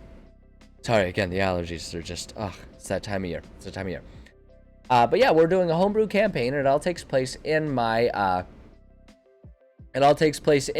homebrew world of Zaoria, as I call it. Very old. I don't even know if nowadays I'm super fond of the word Zaoria, but the only way I think of it, and it was what I came up with when I first started making this world years and years ago. And it's kind of like one of them legacy things where it's like, I can't change it, it's my baby. At any rate, it takes place in this world. And in my world, things are kind of in a post-apocalyptic situation, right? Which is to say, like the way, well, not which is to say, everyone knows what post-apocalyptic is. The apocalypse happened and now we're after. The way the apocalypse in my world took place, an event called the Unhinging occurred. And if we're to think about all the different realms of existence, all the magical planes and the ethereal planes and the elemental planes and the mortal planes, if we think about all of those as being various layers of like different density liquids within the same jar of existence, right? Like that's how I think about it, because like you have oils that will float on top of water, right? Because different liquids have different densities, and so they'll eventually separate into the layers. And that's how I view all of the different realms coexisting, right? They're all part of the same existence, but they're all kind of separated into their own unique, discrete layers. The Unhinging is an event that happened where it's basically someone grabbed that jar and shook it all up so that all the different layers got intermingled, and it just kind of caused all sorts of chaos in the world. All kinds of different tears between realms came to be inside of existence. All kinds of tears happened. All kinds of creatures were displaced. A whole bunch of magical radiation just kind of started to layer all over the world, where basically just magical energy was displaced and put into weird pockets that caused all kinds of weird things. It was chaos and pandemonium. And the result is that only a few guarded, well-established cities were able to really effectively survive, whereas the rest of the world was kind of thrown into chaos. And so basically we have this world here, and there are a handful of cities that are guarded, protected cities, while the rest of the world is now what is called the wilds. And within this world, there's just all kinds of just countless abandoned cities and homes and all kinds of places that were once well-populated, well-liked places that just sort of in a day suddenly became uninhabitable. And so people either fled to these cities or they just kind of died, right? And so that was what happened. Everything that happens in my world, all the campaigns that I write and everything like that, takes place a couple thousand years after that happened. And so the layers of reality are starting to repercolate into their separate layers, right? Things are starting to return to normal, but are largely still chaotic out there. And so because of that, there are now, like, particularly brave adventurers are willing to go out and face the now diminishing level of danger, but still very present level of danger, in efforts to sort of reclaim this world. And that's sort of the basic premise of this entire world and all of the campaigns that I write. So we have all this, you know, we have a whole world's worth of places. And the campaign that we're working on takes place within this single hex right here. And the basic premise of the campaign, or at least how it starts, is our players are part of an adventuring crew that is like an adventuring crew. It's part of a crew that is trying to map out a safe route to go from this city of Fosvik down to this city of Mofafetti, is sort of the concept of what's going on. You know, they're trying to find routes that avoid any particularly bad pockets of magical radiation or any tears or any layers of particularly dangerous creatures and all that kind of stuff is what they're trying to do. And so let's bring us over into, let's see here. Yeah, this is the one that we want. So this is the kind of region map for the area here. And we can see we're slowly adding more and more details as we write more and more stuff in here.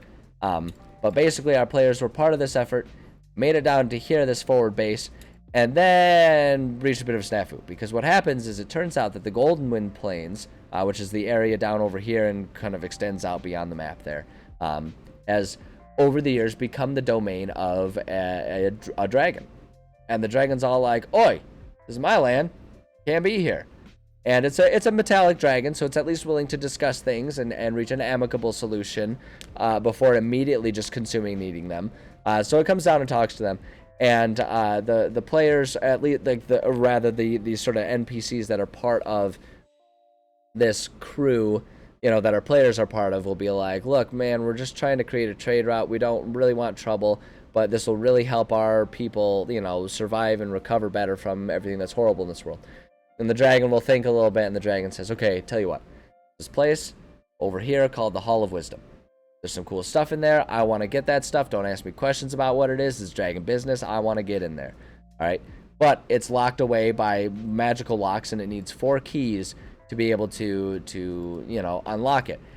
I'm busy owning an entire domain here. I can't do this. I can't find these keys. If you find these keys for me, we'll call it a trade. You can get me access to that place. I will let you build your road so you guys can just, like, you know, hurry on your way back and forth through my area. That's fine." Our players, being good players, will accept the call to adventure, recognizing that that's how the game is played. We'll say, like, "All right, I guess we're going on a quest to find some keys." And that's kind of what the campaign, the premise of it is, right? It's our players searching for these keys. The first one, after doing some research, they'll find is up among the giants that live in the mountaintops here of our this is the High Doom Mountains, I believe, right? Hold on, I don't even remember my own. I got my 2 mountain ranges mixed up. Yeah, High Doom Mountains. The other ones are the Thol Muldur Mountains. So yeah, so they're all like in the High Doom Mountains there, and so they go out to the giants to find the first key that's hidden there. If you're ruling an empire, you go and do a fetch quest for me. Oh, 100%. 100%. He's a dragon. He's an ancient dragon. What are you going to do? Tell him no? Yeah, 100%. The dragon's like, "Oi, do this fetch quest for me. I ain't got time for that." I mean, to a certain degree, every game is all just fetch quests. Because ultimately, in some way, shape, or form, you return to whoever gives you the quest. That's just how it goes. But yeah, so that's what the first part of it is. Then they go back and then they do some more research, find that the second key is hidden among the abandoned dwarven city of Kog'Doral. Go down there, find out it's not so abandoned anymore. There's a bunch of Duragar living down there, and they're all like, "Ah, beans, now we gotta handle them." Bit of an adventure happens on there. They get the second key. Part we're working on now is they eventually, well, obviously, what comes after key number 2? Key number 3, that's right. Key number 3 is actually up here in the abandoned elven city of Ashran Nalor. But in order to get there, there's a bit of a snafu, right? Either they need to go through the mountains, they need to spend months going around the mountains, or, I mean, that's kind of it. It's like, go through the giant territory, carve your own way through the mountains, or spend like weeks or months going around the long way, which is just really, you know, making things difficult. The alternative option, the third option, is that in this city down here, it's an abandoned city of Minadala. It's an abandoned city, has been for thousands of years. However, before it was abandoned, there were teleportation circles there that would take people to and from all of the surrounding areas, right? From the Dwarven city at the time, from Ashra Nalor, from the city that's up there. Used to be sort of like an intersection for a lot of fast traveling opportunities. Is sort of one of the functions of this city of Minadala. So it's like, all right, well, if we go there and we find that teleportation circle is still intact, then we can at least do that. If it's not there, at the very least, we're kind of near this river that we can sort of travel through and go through there. Kind of railroading the players a little bit by feeding them that information from an NPC. But sometimes you got to do stuff like that just to kind of keep things moving along.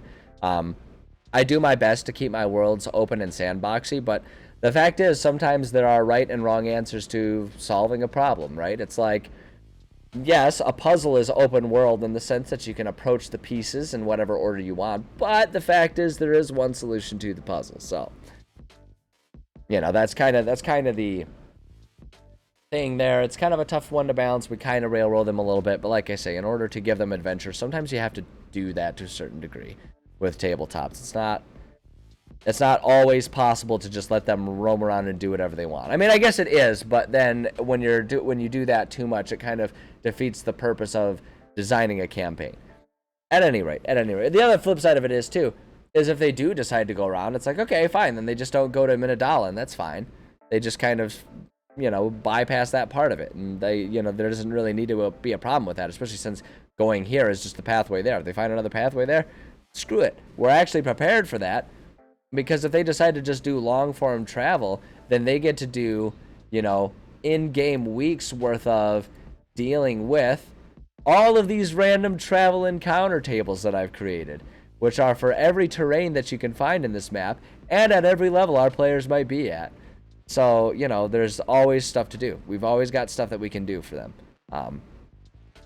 And that's just, that's kind of how it goes. At any rate, yeah, this is the one we're working on. So that's kind of what we're working on.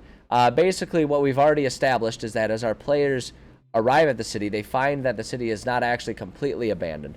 There's one wizard who's been living there for the couple thousand years, using some experimental, sort of messed up magic to keep himself alive, because he was originally tasked with keeping this. When the unhinging first happened, no one really knew how long it was going to go on or really what the extent of it was. So the people in the city were suddenly being accosted by these horrible magical creatures coming in from the mountains and from the plains. And so they were all like, hey, we got to get out of here. It's kind of dangerous. We don't know what's going on. And the wizard was like, all right. Look, you guys get out of here. I'm a pretty powerful mage. I'm a pretty powerful wizard here. I'll try and get to the bottom of this. And I'll try and keep the city safe for you guys. 1,000 years have passed. He's kind of lost his mind a little bit because the one purpose that he had in life is kind of meaningless now. Point is, he's there. He at one point had destroyed the teleportation circle. No one really knows why. We know why, because the place where they're going has a lot of really twisted drow living there now, and he wanted to make sure that they couldn't come into the city, come into his home, but he's kind of had a mental break and forgotten about that. So basically, this whole section is them going on fetch quests to help him by getting the supplies that he needs in order to remake their teleportation circle that they need to get to this city. So that's kind of what we're working on right now. They're trying to beat a Triton insurgency from after the Great Eastern War. We're trying to pacify the religious groups. They pissed off. Wow.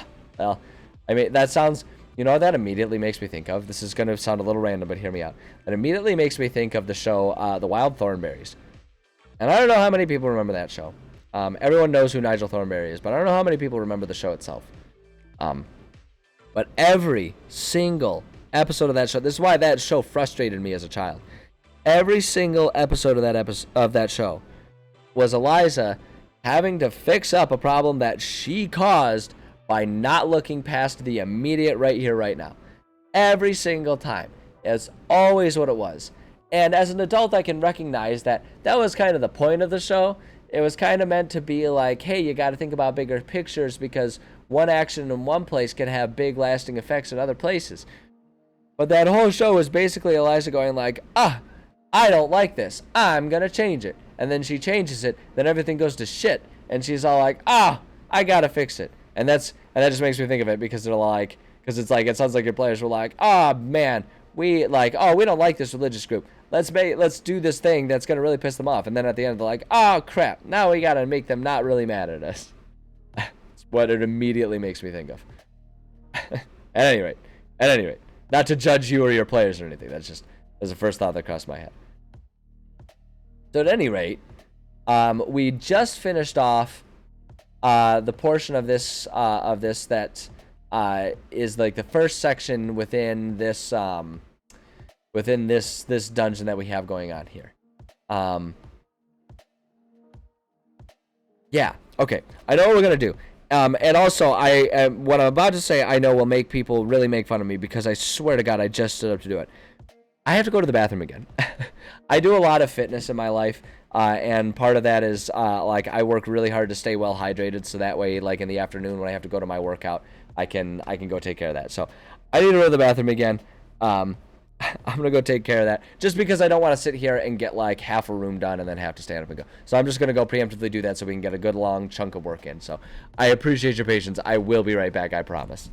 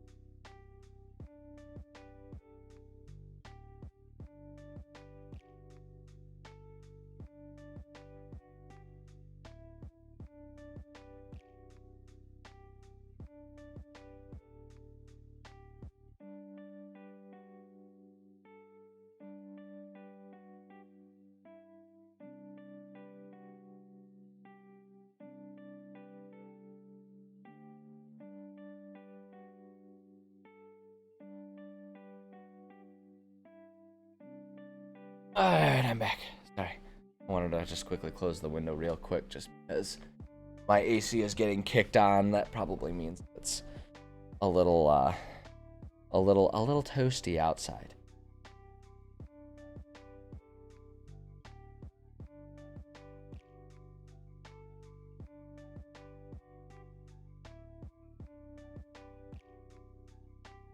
Alright, cool. We're good. Hopefully they'll just group by insulting the High Priestess. Nickel every time, am I right? Nickel every time. Just happens, you know? Hasn't been a good day if I haven't pissed off some sort of leader. Just saying. Okay. So we have, we've already done the first part of this temple. One part of this sort of series of fetch quests that they'll have to do for the wizard, is they need to go through this temple here, to find, twice they'll need to do this, find some holy icons that he'll need to be able to build the teleportation circle. It's kind of a random BS series of things, but we can kind of do whatever we want because it's magic and it's all made up anyway. So they need to go there. So the first time they go there to collect something, but when they go back, I want it to be different, right? So when they first got there, this place, it was kind of just overrun with a bunch of lizards and reptiles who have kind of made it their home. The second time when they get there, what I want to do is have it be, it's going to be, like, it's going to be different. And what it's going to be is there's going to be a giant plant monster that's going to basically have ripped out this back wall. And the way that's going to impact things is it's going to make it so that these rooms, the first time they're there, all of these rooms are all locked. So they're not able to easily get in there. If they really wanted to brute force their way through, they'll be able to. So we will eventually decorate these rooms and have them ready to go. But the basic idea is that the first time these aren't easily accessible. The second time they visit, they are easily accessible, and it's going to cut off some of these rooms that will have some important information and stuff for them to find. So it's going to just change things up a little bit and make things a bit more dynamic. So I'm happy for it. But what we need to do, I think we still need to do some of the groundwork for this next visit here. Yeah, in the temple part 2. Yeah, so we still got to lay some groundwork. So we're going to go ahead and take care of some of that stuff first, and then we'll start adding the details. Cast Feign dead. Just pretend like you're dead. Just pretend like you're dead. Hey, you know, sometimes it works. Sometimes it works. That's funny. That's funny. The shenanigans that players get into never cease to amaze me. Never cease to amaze me. All right, so let's see here. So I always put a little bit of an introduction about like why they need to go back. After retrieving the holy water for Sis, which is the name of our wizard here. He will frustratingly ask them if they also got the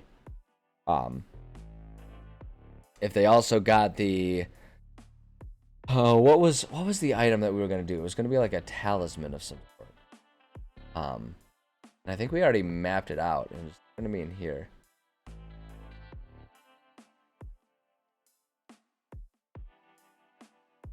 I thought, oh man, I'm trying to remember. What did I say it was going to be?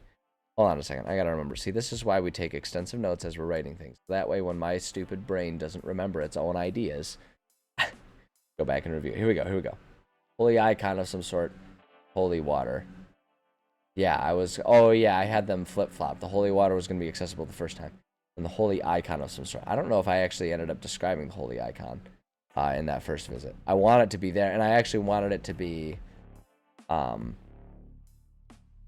like noticeable and accessible the first time they go there. So it's like if they just pilfer it and take it. Oh yeah, here we did do this. This is the holy icon that the players will need to get during the second visit there. There it is. Just to really screw with them. Medallion that depicts a tall mountain. This medallion is attached to a tarnished gold chain. Yeah, that's the one. Perfect. Perfect. I love every opportunity to screw with my players that I can get. It's just awesome. It's so much fun. It's so much fun messing with players. I know that sounds adversarial, but it's so fun. All right. So frustratingly ask them if they also got the icon that he after retrieving the holy water for Sis, he will frustratingly ask them if they also got the icon that he needs. We'll say, actually, you know what I'm going to do?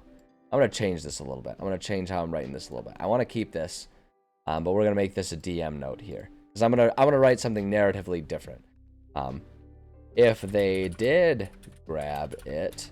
Oops, shoot, no, I need you to stay in red. So if they... There we go. They did grab it, then pray for them.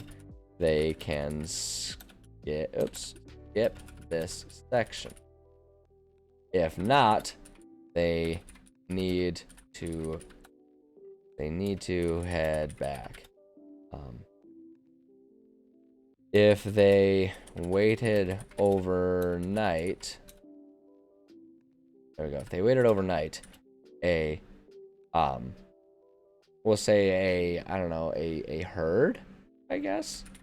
Herd of animated plants will have made moves into the building overnight. Part of it is torn down, and all creatures have been replaced with these animated plants, which have made this place their new home. So we'll do that, and so now we'll go ahead and write up a little narrative, something or other, that we can read to players about returning to this place. And so I like to kind of have this be a narrative description about when they arrive at the place, and so since it's their second time being there, we'll kind of keep that in mind as we're writing things.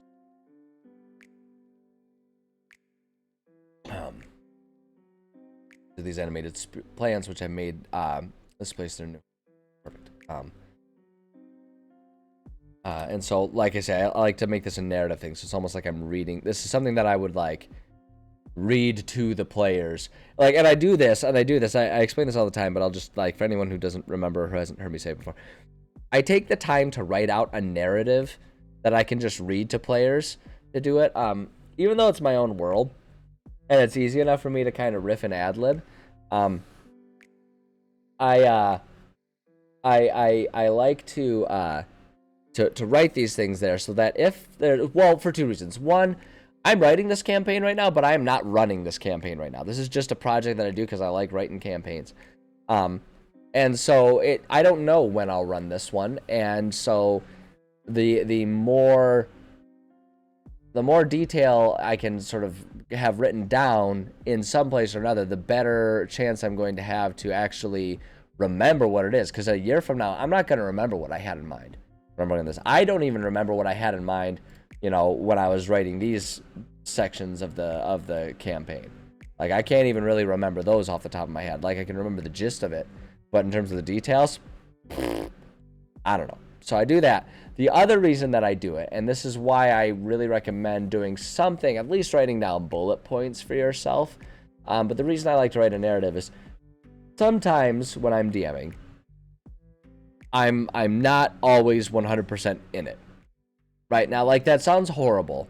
And that's not to say, like, oh gosh, I hate it. Why do I even play this game? But, like, sometimes you're playing, and it's been a long day or a long week, and your brain's just not there. You're just not really thinking about things creatively. It's like your heart wasn't 100% in it today. You got family stress going on or something like that, but you didn't want to let your friends down. So you're still doing it, but you're just a little out of it. Well, if I have everything written down, then at the very least, I don't need to worry about trying to force my brain into a creative mode, and I can just be like, I read these things, and you can at least provide a good gaming experience for your players. So that's why I do this. It adds a lot of time and effort into everything, but that's why I do it, and I find it to be worth it.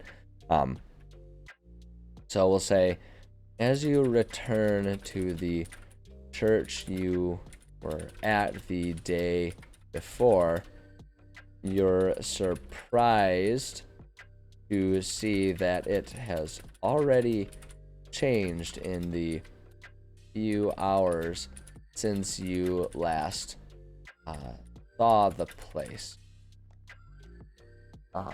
Let's say, well, before it looked simply like a lonely but functional functional temple. Now it looks quite run down, and as though a large garden has used the skeleton of the place as its own lattice work. You are startled to see this level of change and a sense of, I don't want to say dread. I'm trying to avoid this one being too dramatically dark, because the next section is going to be really dark for the player. So I really want this one to just kind of be a bit more lighthearted.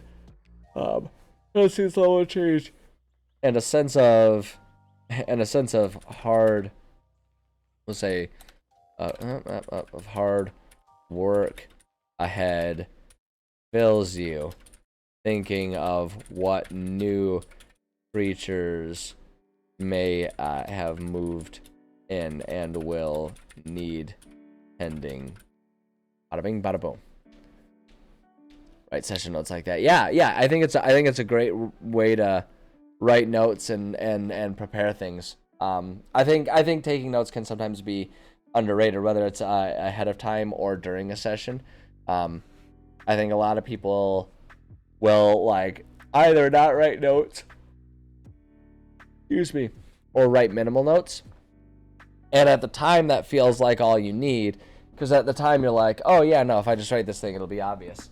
And then 3 days later, you go look at it and you have 3 words there. It's like you have words and it's like bard, barbarian, pancakes, and you're like, what the hell was I talking about? I don't remember on earth what I was talking. There were no breakfast adventures. What the hell was I talking about?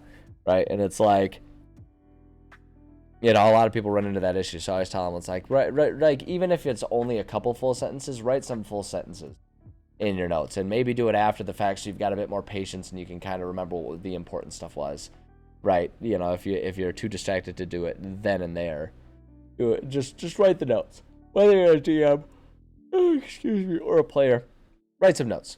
Write some notes. At any rate. So I feel like that's all we need to do, because they'll have just been at the temple.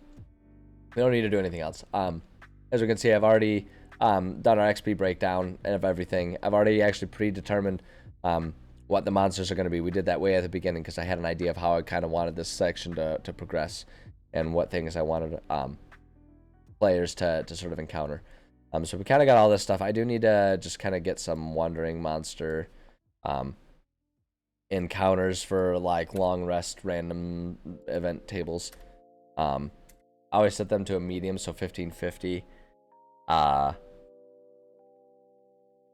It's probably like these things, it really rarely happens, because I try to create each of these sections to be like an isolated, can be done in a day type of thing, but that's just my pacing, and sometimes players have different pacing in mind, and if they stay for a long rest, if they're in the middle of a dungeon, there's always the risk of something dangerous happening.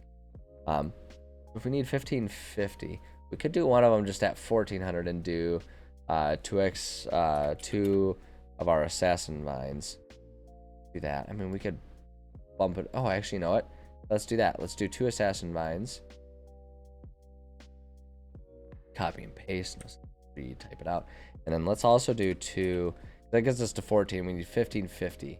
Let's do 2 of the thorn slingers for it as well.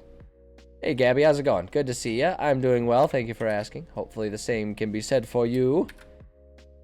Alright, so Assassin Vine and Thorn Slinger, that's good. That's one good wandering monster. Like those things just kind of snake their way down from the ceiling or whatever room they're trying to hunker down in. And then the other one that I had thought, it's 9, so 1350. So if we did 3 awakened trees and then 2 of the Thorn Slinger.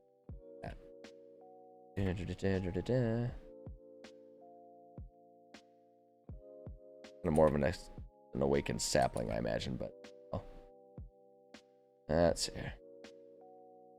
Or seeing someone writing notes, name, race without description. They were what they were doing. Great, yeah, exactly.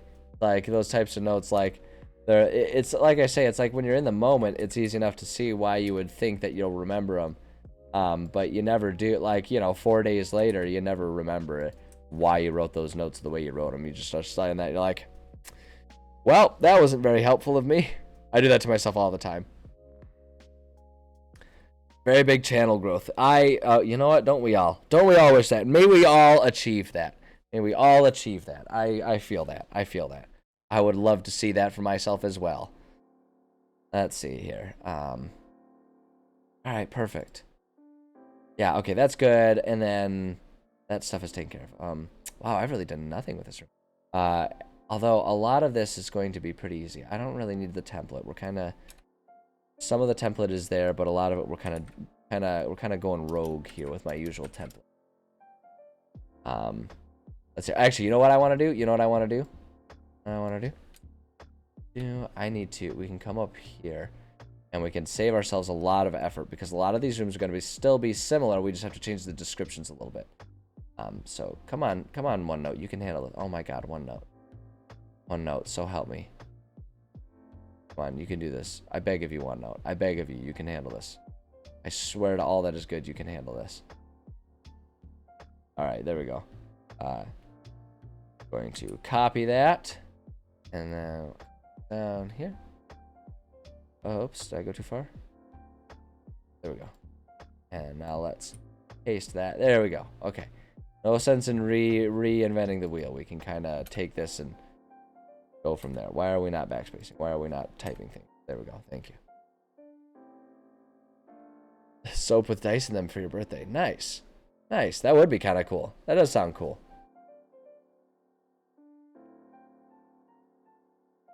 It's like a reward for being cleanly. Yeah. This person's going to be checking. Yeah, exactly. Exactly. Like I say, man. Preaching to the choir, my man. Always got to take better notes. Like, it's impossible. It's impossible to never need to take better notes. You can always take better notes, no doubt. Point buy or standard array. I lean towards standard array, but usually the reason I do that is just because that way standard array is easier for everyone in the party to grasp, no matter what their experience level is with D&D, and so that just helps keep everyone it helps keep everyone on a level playing field. But I think both of them are perfectly valid options, and it just kind of depends on what the people like, what the people in the party are liking. But yeah, I lean towards standard array. That's usually my preferred approach. Let's see here. Okay, so we've got all these. We got all this stuff already here, and we're gonna need to do some changes. But some of these things can stay sort of the same. I think what we're going to do here, I gotta think about how I want some of these things to change a little bit. I think what I would like to do, okay, let me look at I need to check out my map here. So rooms 8 and 10, I think are definitely going to have battles in them. Yeah, 8 and 10 will definitely have battles in them. And I actually think 11 will be good to have a battle in them. We can take some of the battles away, and I think we'll take some of the battles away from these front rooms. Because the idea is that the plants, the awakened plants kind of storm in through this back wall that gets kind of like torn out as like the plants kind of grow and storm the way through. But I actually think I'm going to keep the boss battle in room 3 here. Because this is going to be the big area. Hey, that's going to be the nice big area that can accommodate a nice big creature. So I think that's how I want to do that. Yeah, so let's see here. What kind of edits do we need to make here? So if we want room 3 to have our boss battle, I already have that there. But I'm gonna, well, that all will need to change. So we're gonna do that. So room 3 is boss battle, that stays. Room 8, we're going to do a battle of some sort here.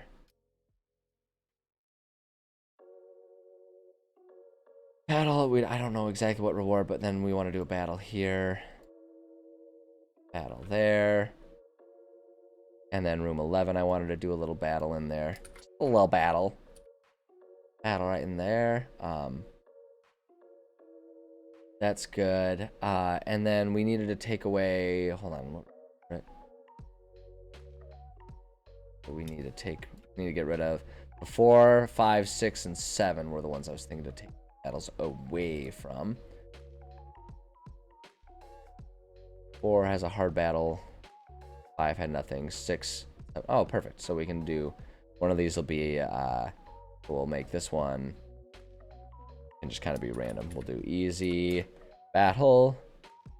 We'll make this one a medium battle.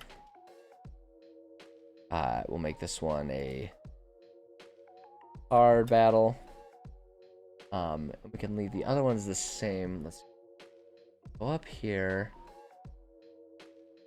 This 2 empty. 6 one's gonna be empty now. The fun thing is we can actually leave a lot of like these rewards and stuff. We can leave those things kind of the same because the items are still gonna be there. It's just the creatures that are moving around. It's just the creatures that are getting changed up a little bit. So we'll leave those as empty. And then what I'm thinking we can do is just to make things extra fun, we can have like a trap and a puzzle in rooms 12 and 13, just to give them kind of new thinky struggles to have to get through, if that's what they want to do. I think, let me just double check. Look at the map here. Yeah, we can kind of put like little puzzles and traps of some sort in there. I think that'll work. Okay, I think that works. I like that setup. I think that's great. So we'll go through, and we'll just go through room by room, and we're going to have to change some descriptions and stuff up. But we can do that, and what we're going to do is we're going to re-describe everything as needed to be. And then what we're going to do is we're going to have to do some funky stuff in the map, because this map is for the first time they encounter it. And so what we'll do is we'll decorate these rooms how they would look based on what we described before this wall and the monsters kind of take over, right? Before all of that stuff happens. And then we'll make a copy of it, and we'll edit all of this stuff as need be for the second visit. I think that'll work.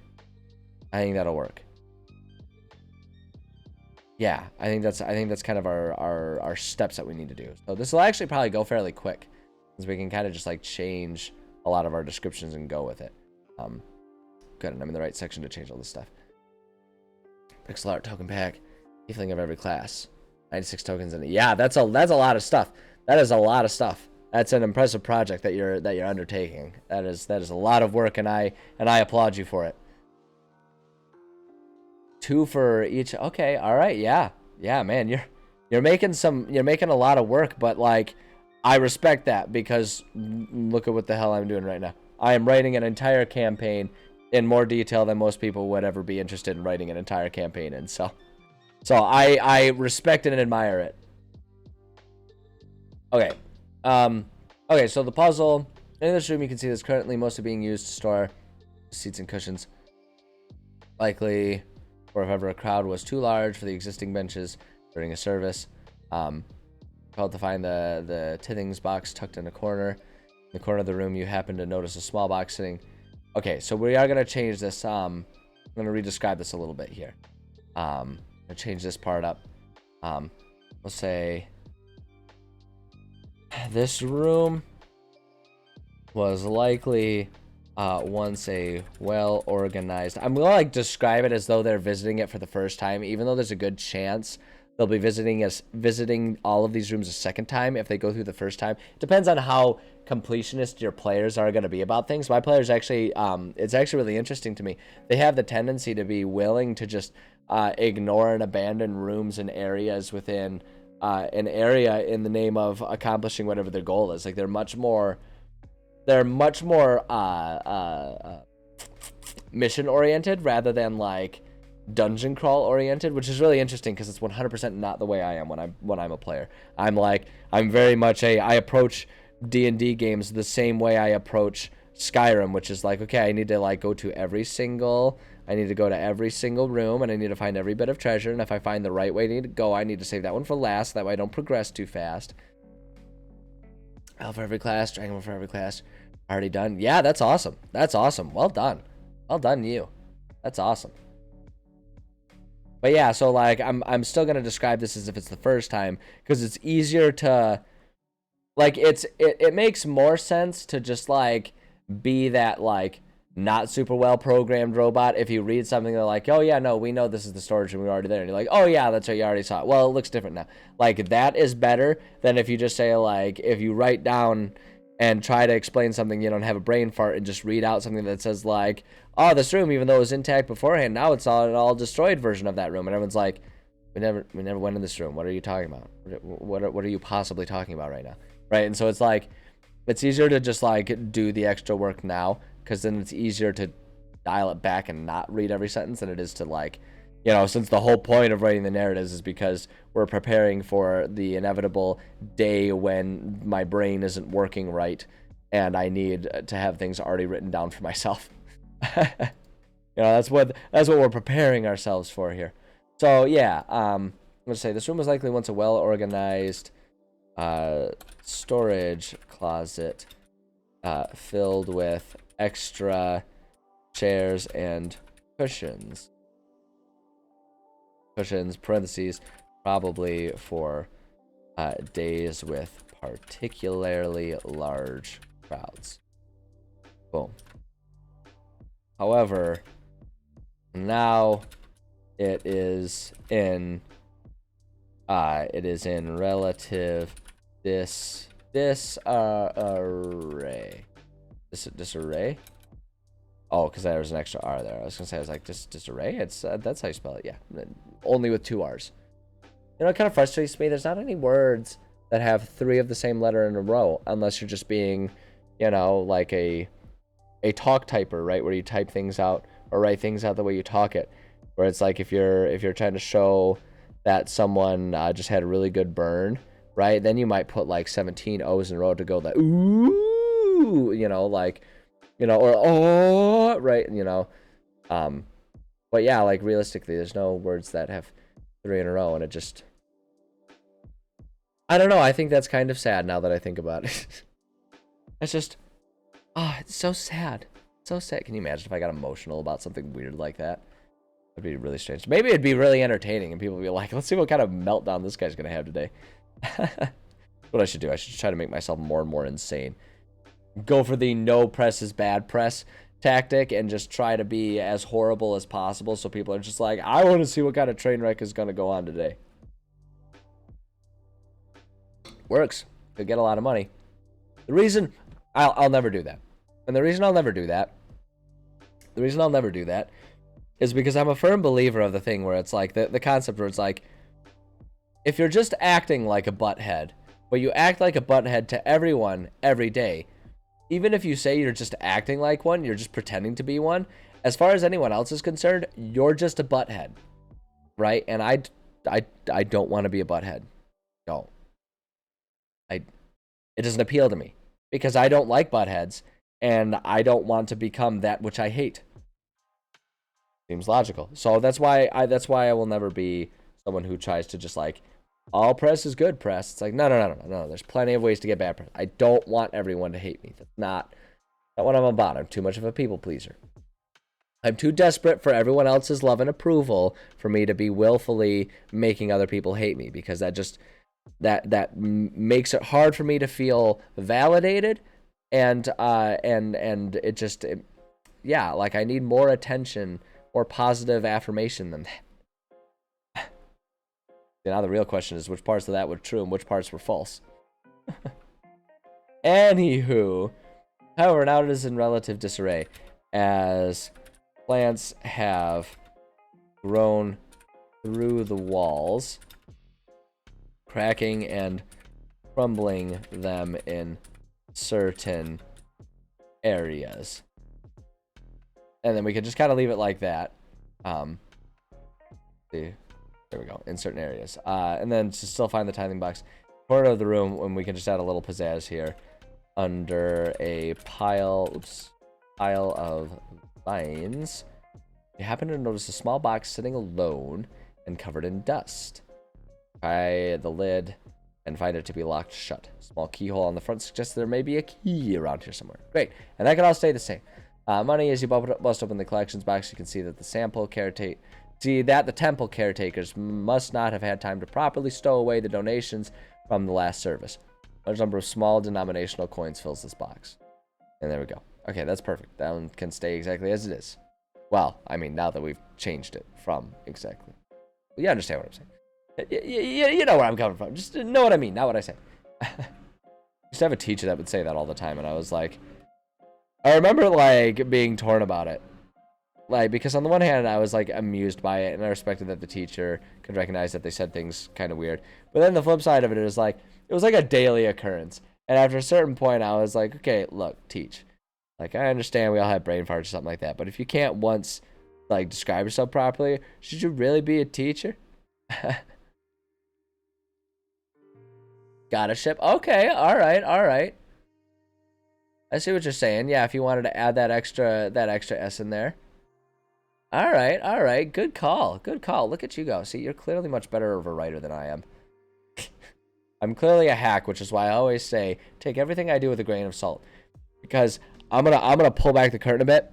I'm not a professional writer. I'm just a dude who has really nerdy hobbies. I hope that didn't ruin your image of me. No, that's really clever. I didn't think about that. I didn't think about like the German approach to words of like smashing them together. But that's a good point. It's a good point. And I suppose it's for me because when I'm writing, I tend to take the whole add the little dash in there, right? Add the hyphen in there. I tend to take that approach so that way it's just like easier to read. Is kind of where I go, where I'm going for it. But no, I think you're right. That's an interesting look at it. So great. Now I don't have to be sad about there not being any words with 3 consecutive letters in them. Although you guys, there aren't any words with 4 consecutive letters in them, and that's just so sad. Imagine just like keep pushing the goalpost just to make myself sad. Oh boy, oh boy. There might have been a time in my depressive teenage years when I did that. Maybe not in quite as an absurd way as that, but yeah, there are days. There are days. Like, and I'm not ragging on myself. I've gone, like, depression is always a consistent struggle in my life. Or a consistent threat in my life. It's not a consistent struggle. I'm actually in a very good place in life and have been for a little while now. Through a lot of hard work and through some good fortune. But, like, I've definitely been there. And, like, it is 100% true that depression will make your brain do weird things, such as be depressed about things that you don't need to be depressed about. That's like what depression is. Anyway, though, I shouldn't get into too much talking about it because I'm in no way, shape, or form a professional. All I can say is I've been through it and I know what it's like and I know how insane it can make you. And it's not your fault when it happens. You just have to learn how to deal with it and recover from it. Anyways, that fun topic shift there. Alright, next room. Looking into this room, you can see a simple storage room. Seems to be a large number of extra candles and incense, various decorations. There's some goblins like they use during service. Okay, great. This one would have had an easy battle. Yeah. Okay, good. I know exactly how we're gonna do this. I know exactly how we're gonna handle this one. We're gonna change this. We can pretty much change all of this because it's gonna have different enemies there. And since we did like for like on the switching of the battles, we can have this stay as an easy battle. Yeah, this is perfect. This is gonna be actually really easy. So an easy battle now is worth 800 experience rather than 650, right? Because we're now at a more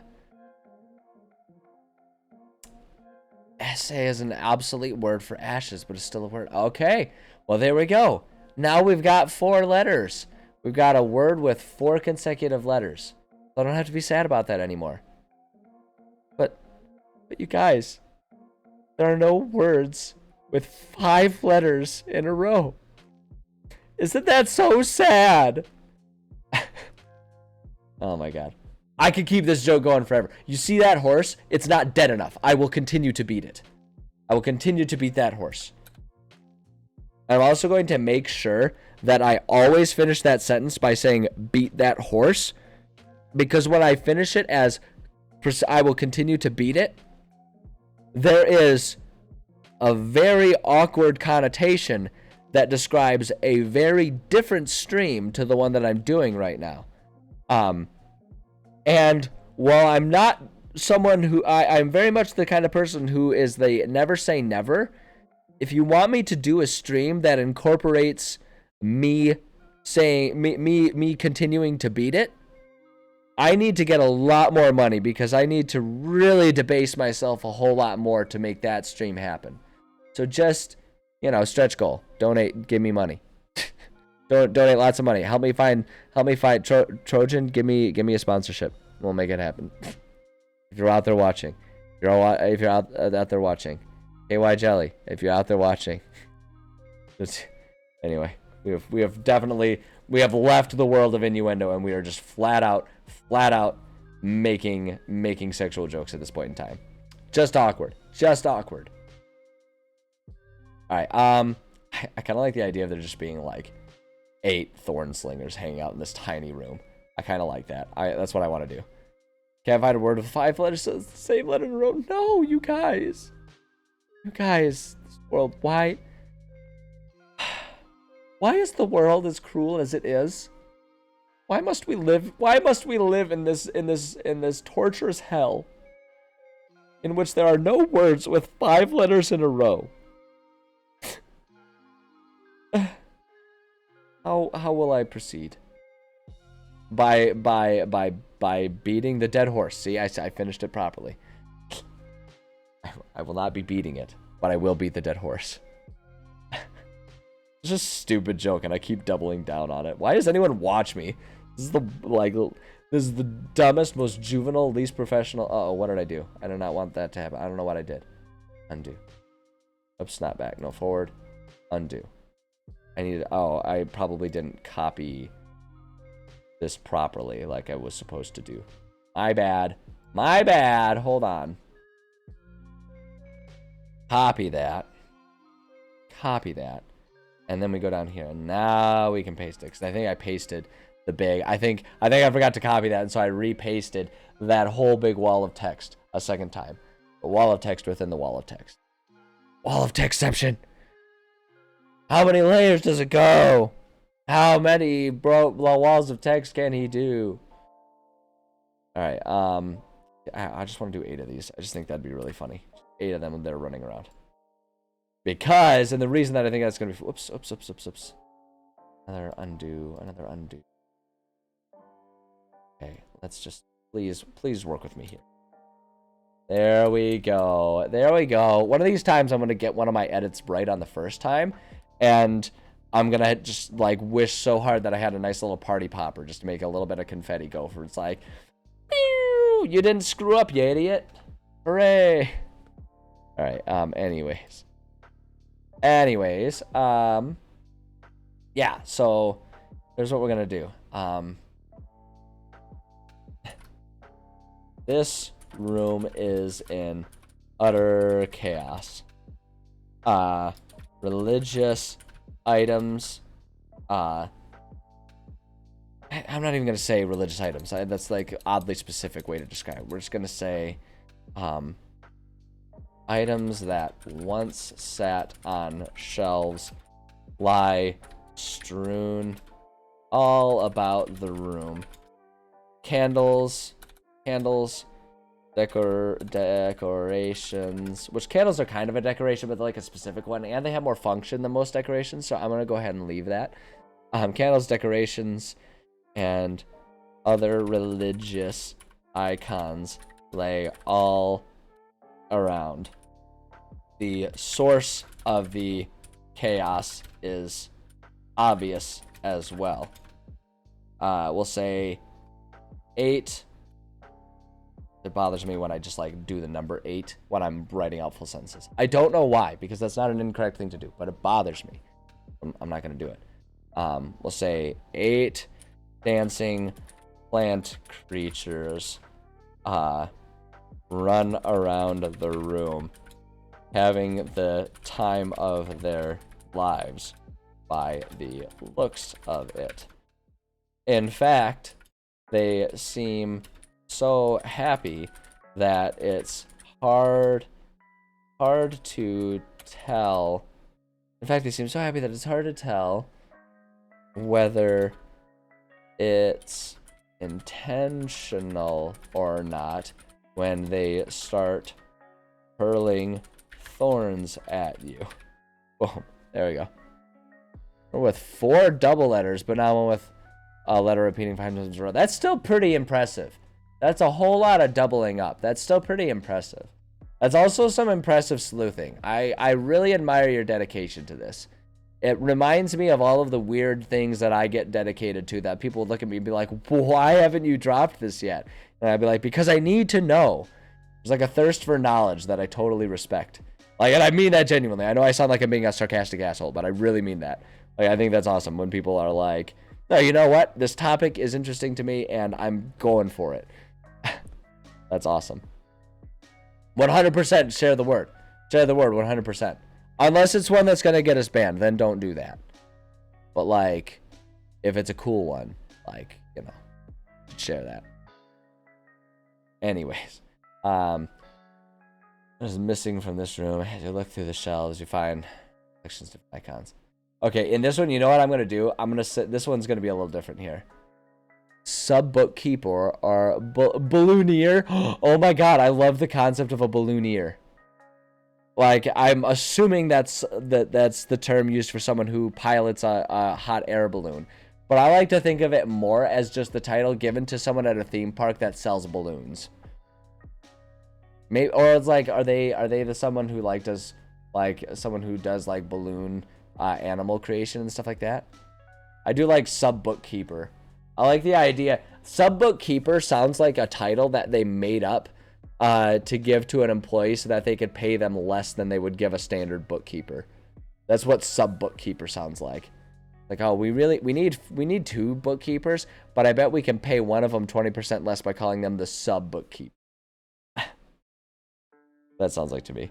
All right, so this one, for this lore, I'm going to change it a little bit, and we're just going to say, I'm going to make this one like a DM note, and only that, and it's just going to say, if players missed the clue from before, they will not find it now.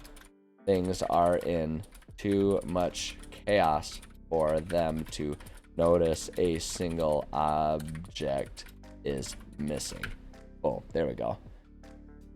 That's what a sub bookkeeper basically is. Yeah, that just sounds like cruel CEO practices right there. Oh my golly. Oh my golly. What a hostile job title that is. It's really funny. That's funny. All right, I'm gonna take a quick pause. I need to run to the bathroom again. I made it almost a full hour this time. I'm sorry. Like I say, I work really hard to keep myself hydrated. I recommend it as well. Honestly, I would much rather be overhydrated than underhydrated. Being dehydrated sucks.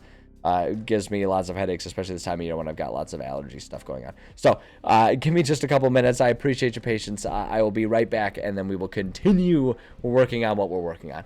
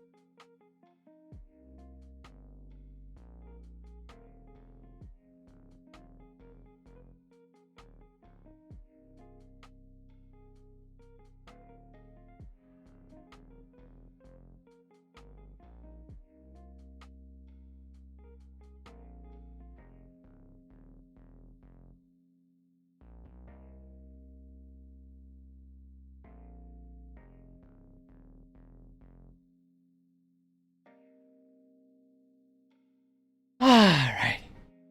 Much better. Much, much better. I appreciate your patience. Always do. Always do. I know it would be an easy thing to make fun of me for how wimpy my bladder is, but you know, I gotta stay hydrated. And one of the reasons I drink a whole lot during it is because I lace it with alcohol and I have a problem. No, it's not true. I don't drink at all.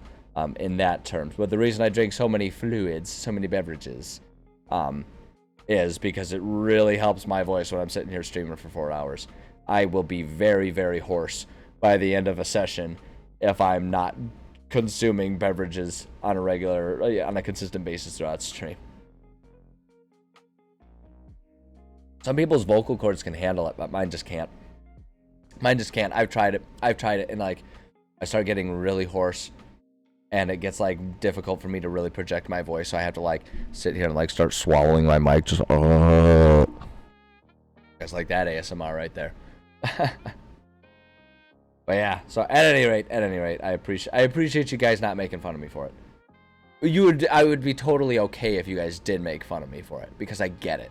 It's ridiculous. It's ridiculous how much I go to the bathroom throughout the day in general. Like, to the point that if I'm not careful, even in the middle of summer, my hands will start getting like dried and cracked and chapped because of how often I wash them.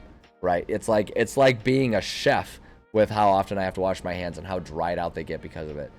So it's just, and that's just the way I live my life. Like I said, I'd rather be overhydrated than dehydrated.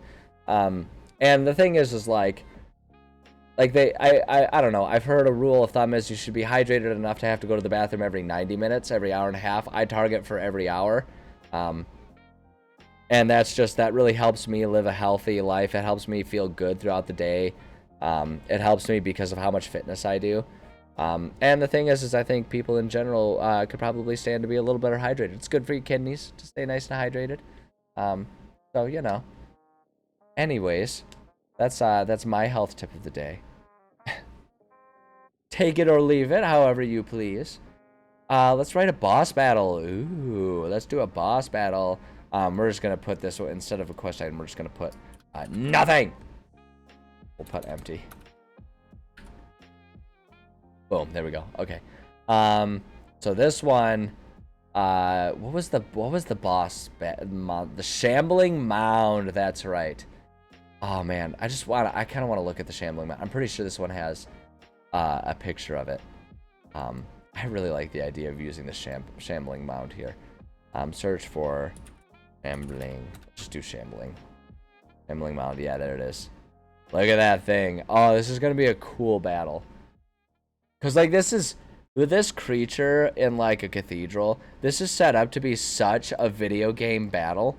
Right, where it's like they walk in there and it's like, yeah, you see this big pile of vines, and then they get closer and suddenly the health bar shows up, and it like full-blown Dark Souls music comes on and everything just goes straight to hell in a handbasket. Oh, that's great. I also love that they've got the little boot right there of the guy who's stuck inside the Shambling Mound. I think that's hilarious. I don't know. I'm easy to please. At any rate, Shambling Mound. I also like the concept of the undead Shambling Mound. Because like when has it ever been a concern of zombie plants? Right, like that's not a thing, is it? Like zombie plants, like I wouldn't, as far as I'm concerned, a zombie tree and a regular tree, what do I have to worry about? Like, is it gonna sprout a mouth and try to bite me and turn me into a tree? Like, what is it? I don't get it. I don't know. Whatever. Anyway. Does it describe it? Made entirely of skulls and bones. Oh, I see. So it's like using Shambling Mound, but it's not assuming it's the plant version of it. It's just a mound of skulls and bones, which a skull is a bone, but okay. Okay, I get it now. Okay, I'm the dummy. I get it. I see where they're coming from. Anywho. 20-foot tall statue. Doesn't kill my players or hiding spots they can get to. Yeah.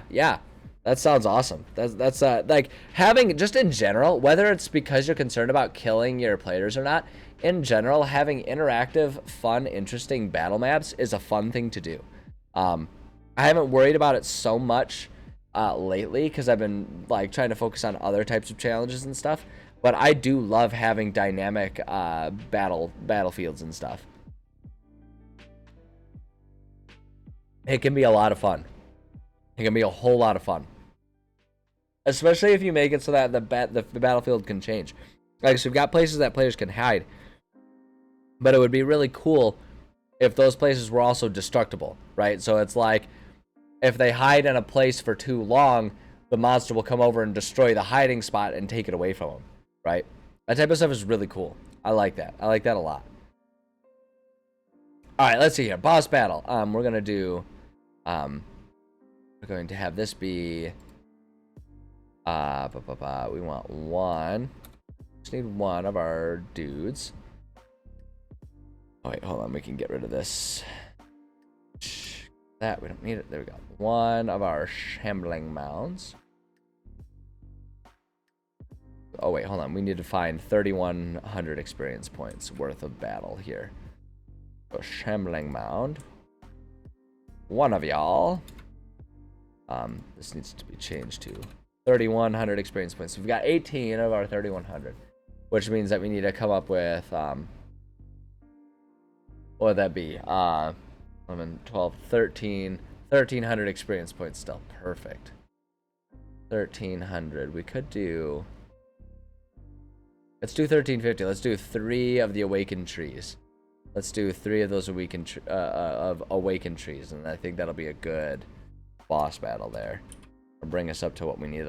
That'll be 50 more experience points than are actually prescribed for this area, but I think they can handle it. There we go. I like that.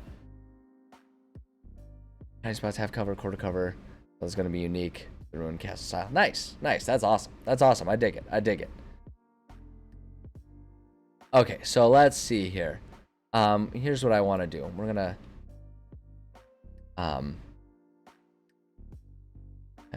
I'm worried it's gonna immediately go into the red for DM notes here. Okay, let's see. Let's say walking into this room, the source of all the vine growth that appeared seemingly overnight, which like it actually kind of was exactly overnight, but it also seemed like it was overnight too. Seemed exactly as it was. Source of all the vine growth that appeared seemingly overnight. Because yeah, like I'm just trying to envision exactly what this, because like it starts off feeling very temple, like in my mind, you know. And so here's where the world building side of things comes from. In my mind, as I'm thinking about this place, originally the temple, I wanted it to feel very, almost like, not in terms of design and function, but just in terms of general atmosphere. I wanted it to feel very Ocarina of Time, Temple of Time, right? Where it's like just kind of this big open cathedral that kind of just has this like low-key background sound of like orchestral choir music, right? Like I can picture it so vividly in my head. And so now I'm trying to picture, and I might even want to go back to some of those other rooms beforehand and try to do a better job of painting the picture here. Because one of my strengths as a DM, one of the things that I've been told is one of my strengths as a DM, and I am a big advocate of playing to your strengths, right? One of my strengths is really envisioning and making a world feel real, feel alive, not just like, yeah, you go into another stone room, you go into another wooden room, you go to another, this room's real big, right? It's like I adding that description, that world building, so that, you know, your mind's eye can really understand what you're seeing, is always one of my things. So like I kind of want to just, let me look at these again to make sure I'm there. Likely once well organized storage closet filled with extra chair. Oops, well, first off we need the cushions. For now it is in disarray. Coupling certain areas. Yeah, like we can expand on this a bit more. Room smells. Like I'm trying to, like I want to create a sensory experience, you know? Like I want players to understand what they can hear, what they can smell, what they can feel walking into a room. Right? And so I'm like closing my eyes. I'm trying to really let my own mind's eye take control here. You guys are like seeing me go full blown crazy privileged artist who like is sitting there like, oh, I didn't write it, it flowed through me. I was merely a vessel. I'm merely a conduit. But like, you know, everyone's got their methods and everything. And for me, it's just closing my eyes and trying to picture it. So it's like, room smells heavy and musty, filled to the brim with pollen that you can see through the stray strands of sunlight peeking through the now cracked walls. Boom, there we go. See, that just makes it a bit better to me. I have aphantasia. I have such an admiration for people who have aphantasia but can like still create visual experiences, right? Like that must be like it just turns it into such like it like I don't know. I am the complete opposite. Like I don't think in words, I think in pictures. Like entirely. Like to the point that I have a very difficult time spelling things because I can't picture how to write a word. I can picture what that word means all day long, but like picturing the letters and everything, like, oh man, like that's out there. So I have the complete opposite. So like the concept of trying to draw or describe something without being able to come up with that picture, like I find that so impressive. Like your attention to detail has to be insane for you to be able to just like memorize the details as they're important to create the picture when you yourself can't see it. Because like that's the thing for me, like I sit there and I imagine it and I can sort of picture the room around me and imagine it, and so it's easy for me to pick up on what, you know, like what colors am I seeing. So literally hyperphantasia, yeah, if there's a word for it, that's exactly what that's how I operate. And so it's so fascinating too how different brains can be. Like we're all humans and we all function in the same realm of existence, but our perception of reality is so damn different. It's like it's the same concept that I always think about. It's like we can all look at this bar right up here and we can all know that that's purple, right? Because our brains have been trained to know that that color is purple.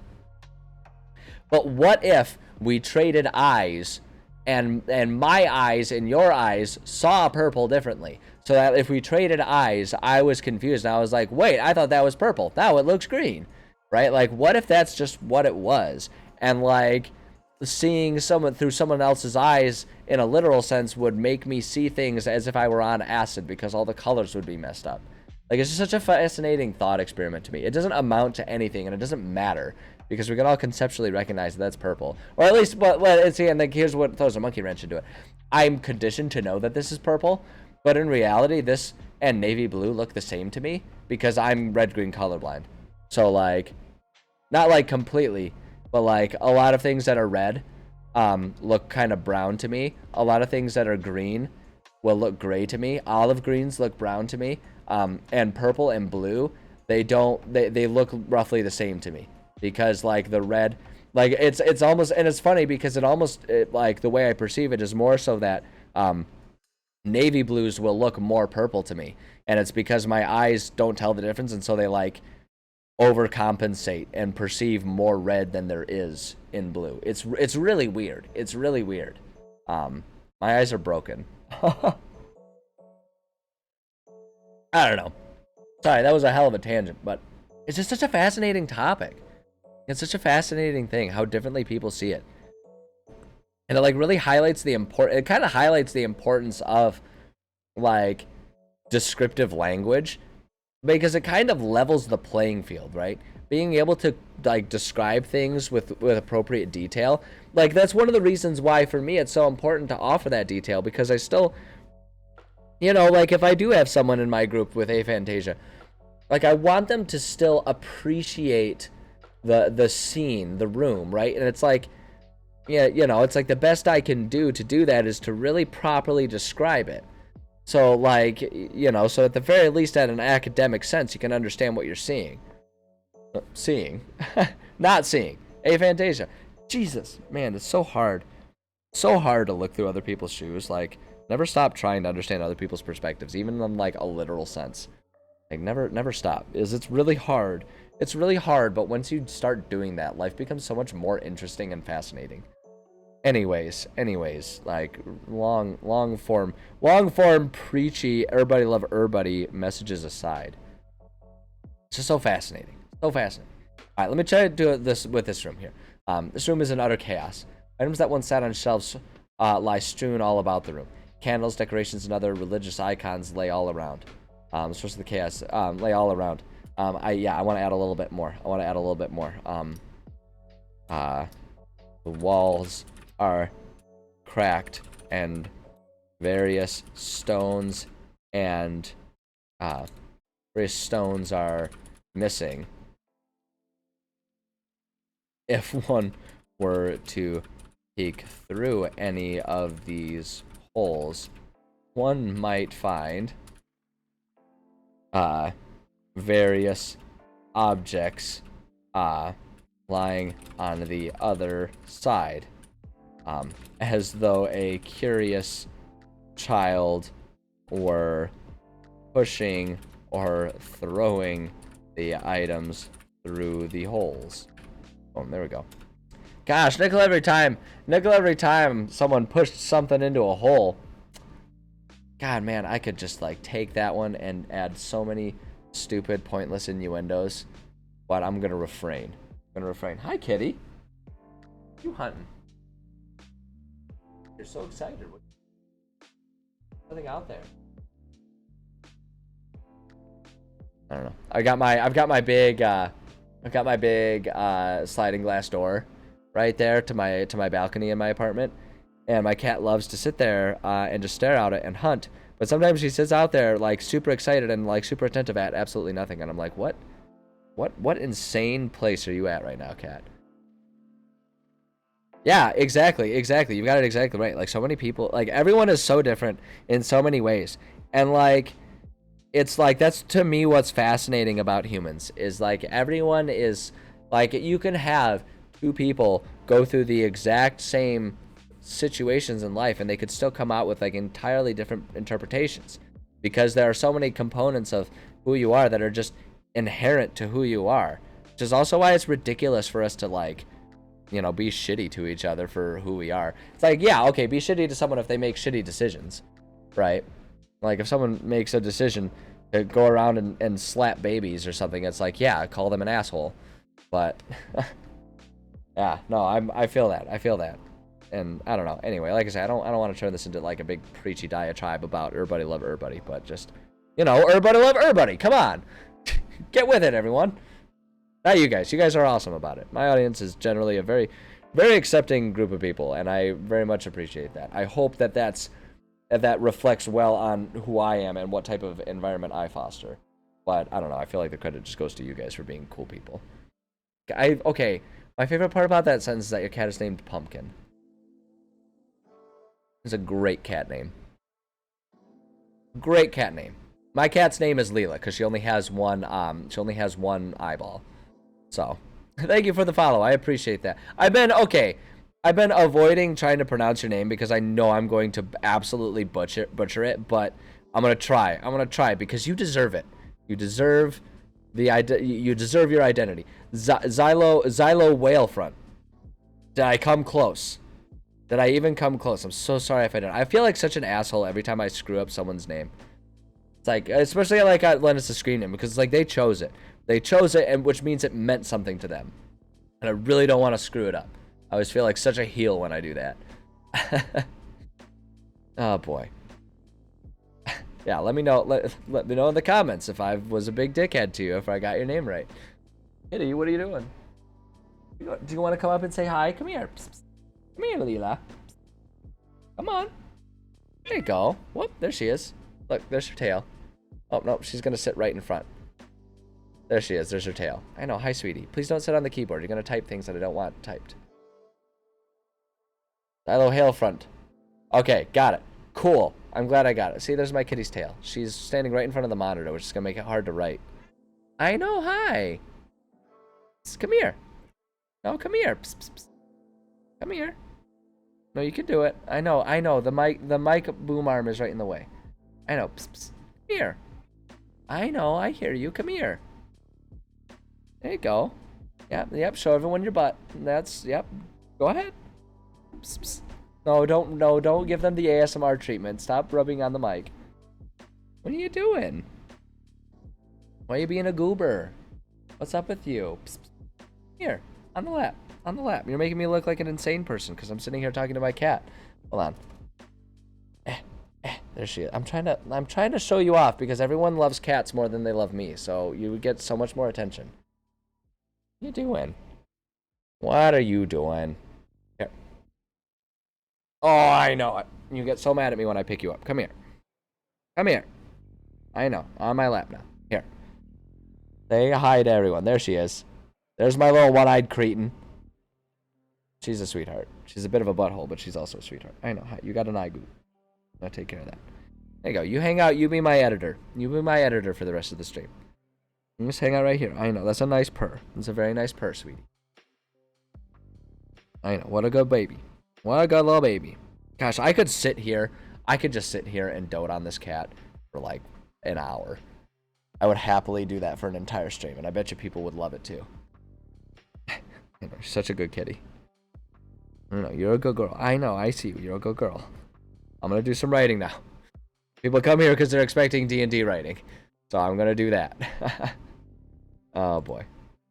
Alright, you. That's it. What the heck was I even doing? What in the hecky was I even doing? Oh yeah, that's right. We gotta describe our boss battle. This is gonna be a fun one. I know. You're so cute. You're such a sweetheart. I know, Leela. Such a good little baby. Cat's almost entirely blind. There's something special about a cat that's blind. I don't know. My cat, like, I think my favorite part about my cat with one eye is that she's, like, super well behaved. She doesn't jump on counters or anything, and it's because she can't see how high they are. She doesn't know how high to jump because she has no depth perception. And it's kind of sad, but mostly adorable. She's such a good little girl. Alright, anyway. Walking into this room, the source of all the vine growth that appeared seemingly overnight overnight within the temple becomes obvious at once. I have an extra period in there that I don't need. I know, sweetie. Oh my goodness, she's so sweet right now. This is obvious at once. Where once sat the altar and baptismal fountain, right? Because like we discussed, it's right, that I don't know who all was here for creation of this temple, but we decided that this temple was worshiping the god of like mountains and terrain, and like everything. It was basically, we recreated a Catholic church but redefined everything as worshiping the god of mountains. So it's like you would go to confessional, and the concept was by going to confessional you can turn all of your mountains into molehills through forgiveness.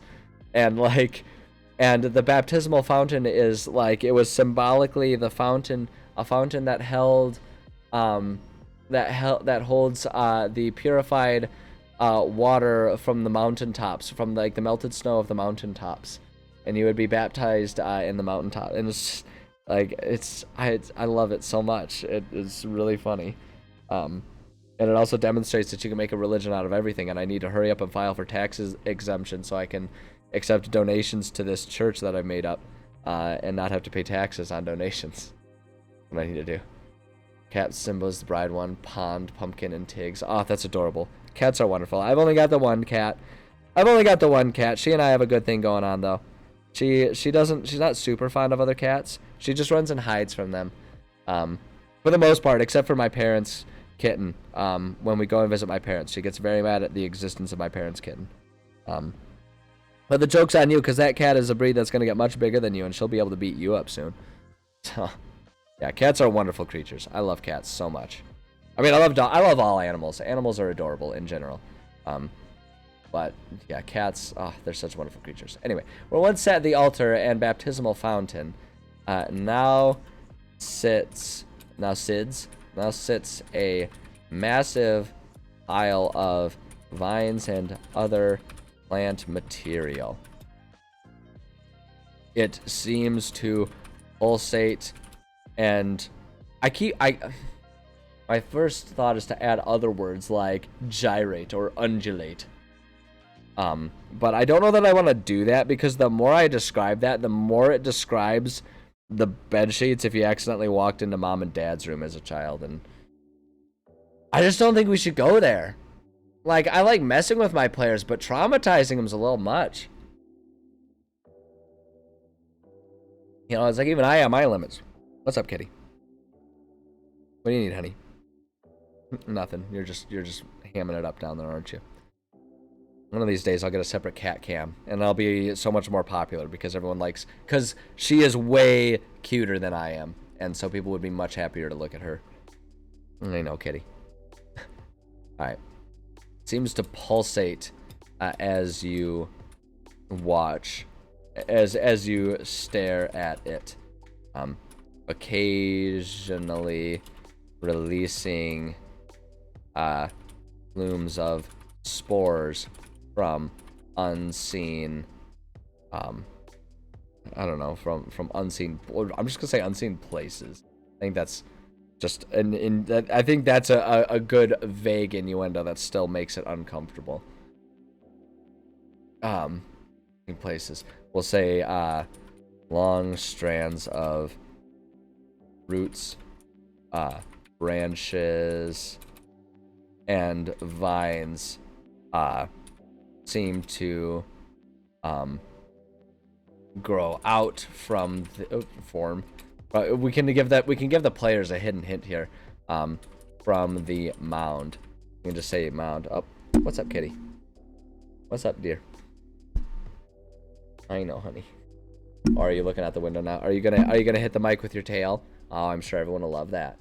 Nice loud popping noise right in front of right into everyone's ear. I know, it's very nice of you.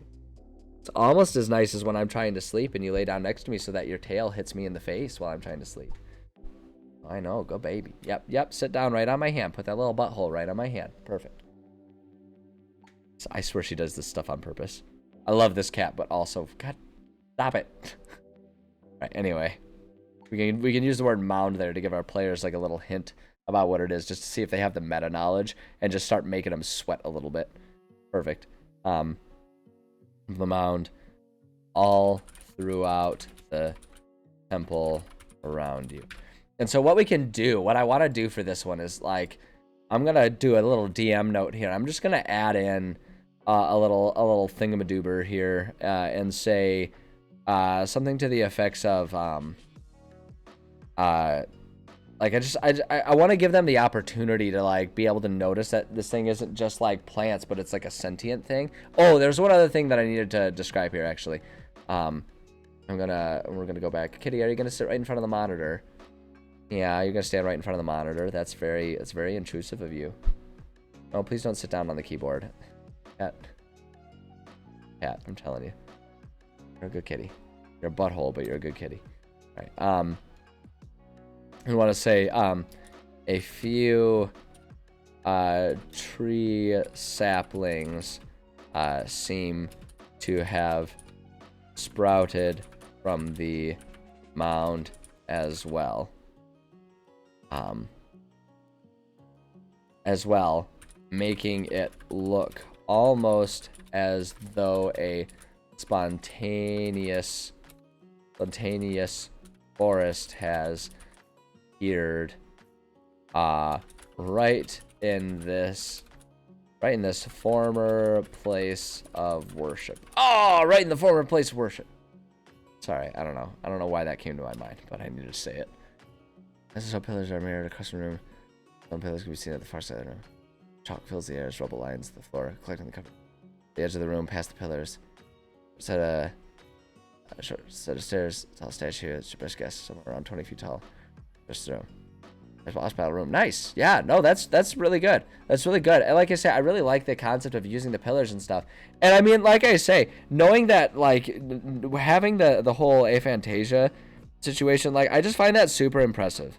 I find it super impressive when people can either metaphorically or literally paint a picture without being able to envision the picture itself. I find that super impressive. That's really awesome. Well done. Well done. What? Why are you staring and judging me? Please don't do that. It makes me uncomfortable. Sorry, she's like sitting. Hold on. She's just sitting right here staring at me, bouncing between staring at me and staring out the window, just judging me. Which, granted, that's what cats do, but also stop. Uncomfortable. Don't. All right, let's see here. Forest place of worship. Now we can add this, and we're just gonna say, I'm gonna make it kind of difficult. We're gonna set the DC to 14.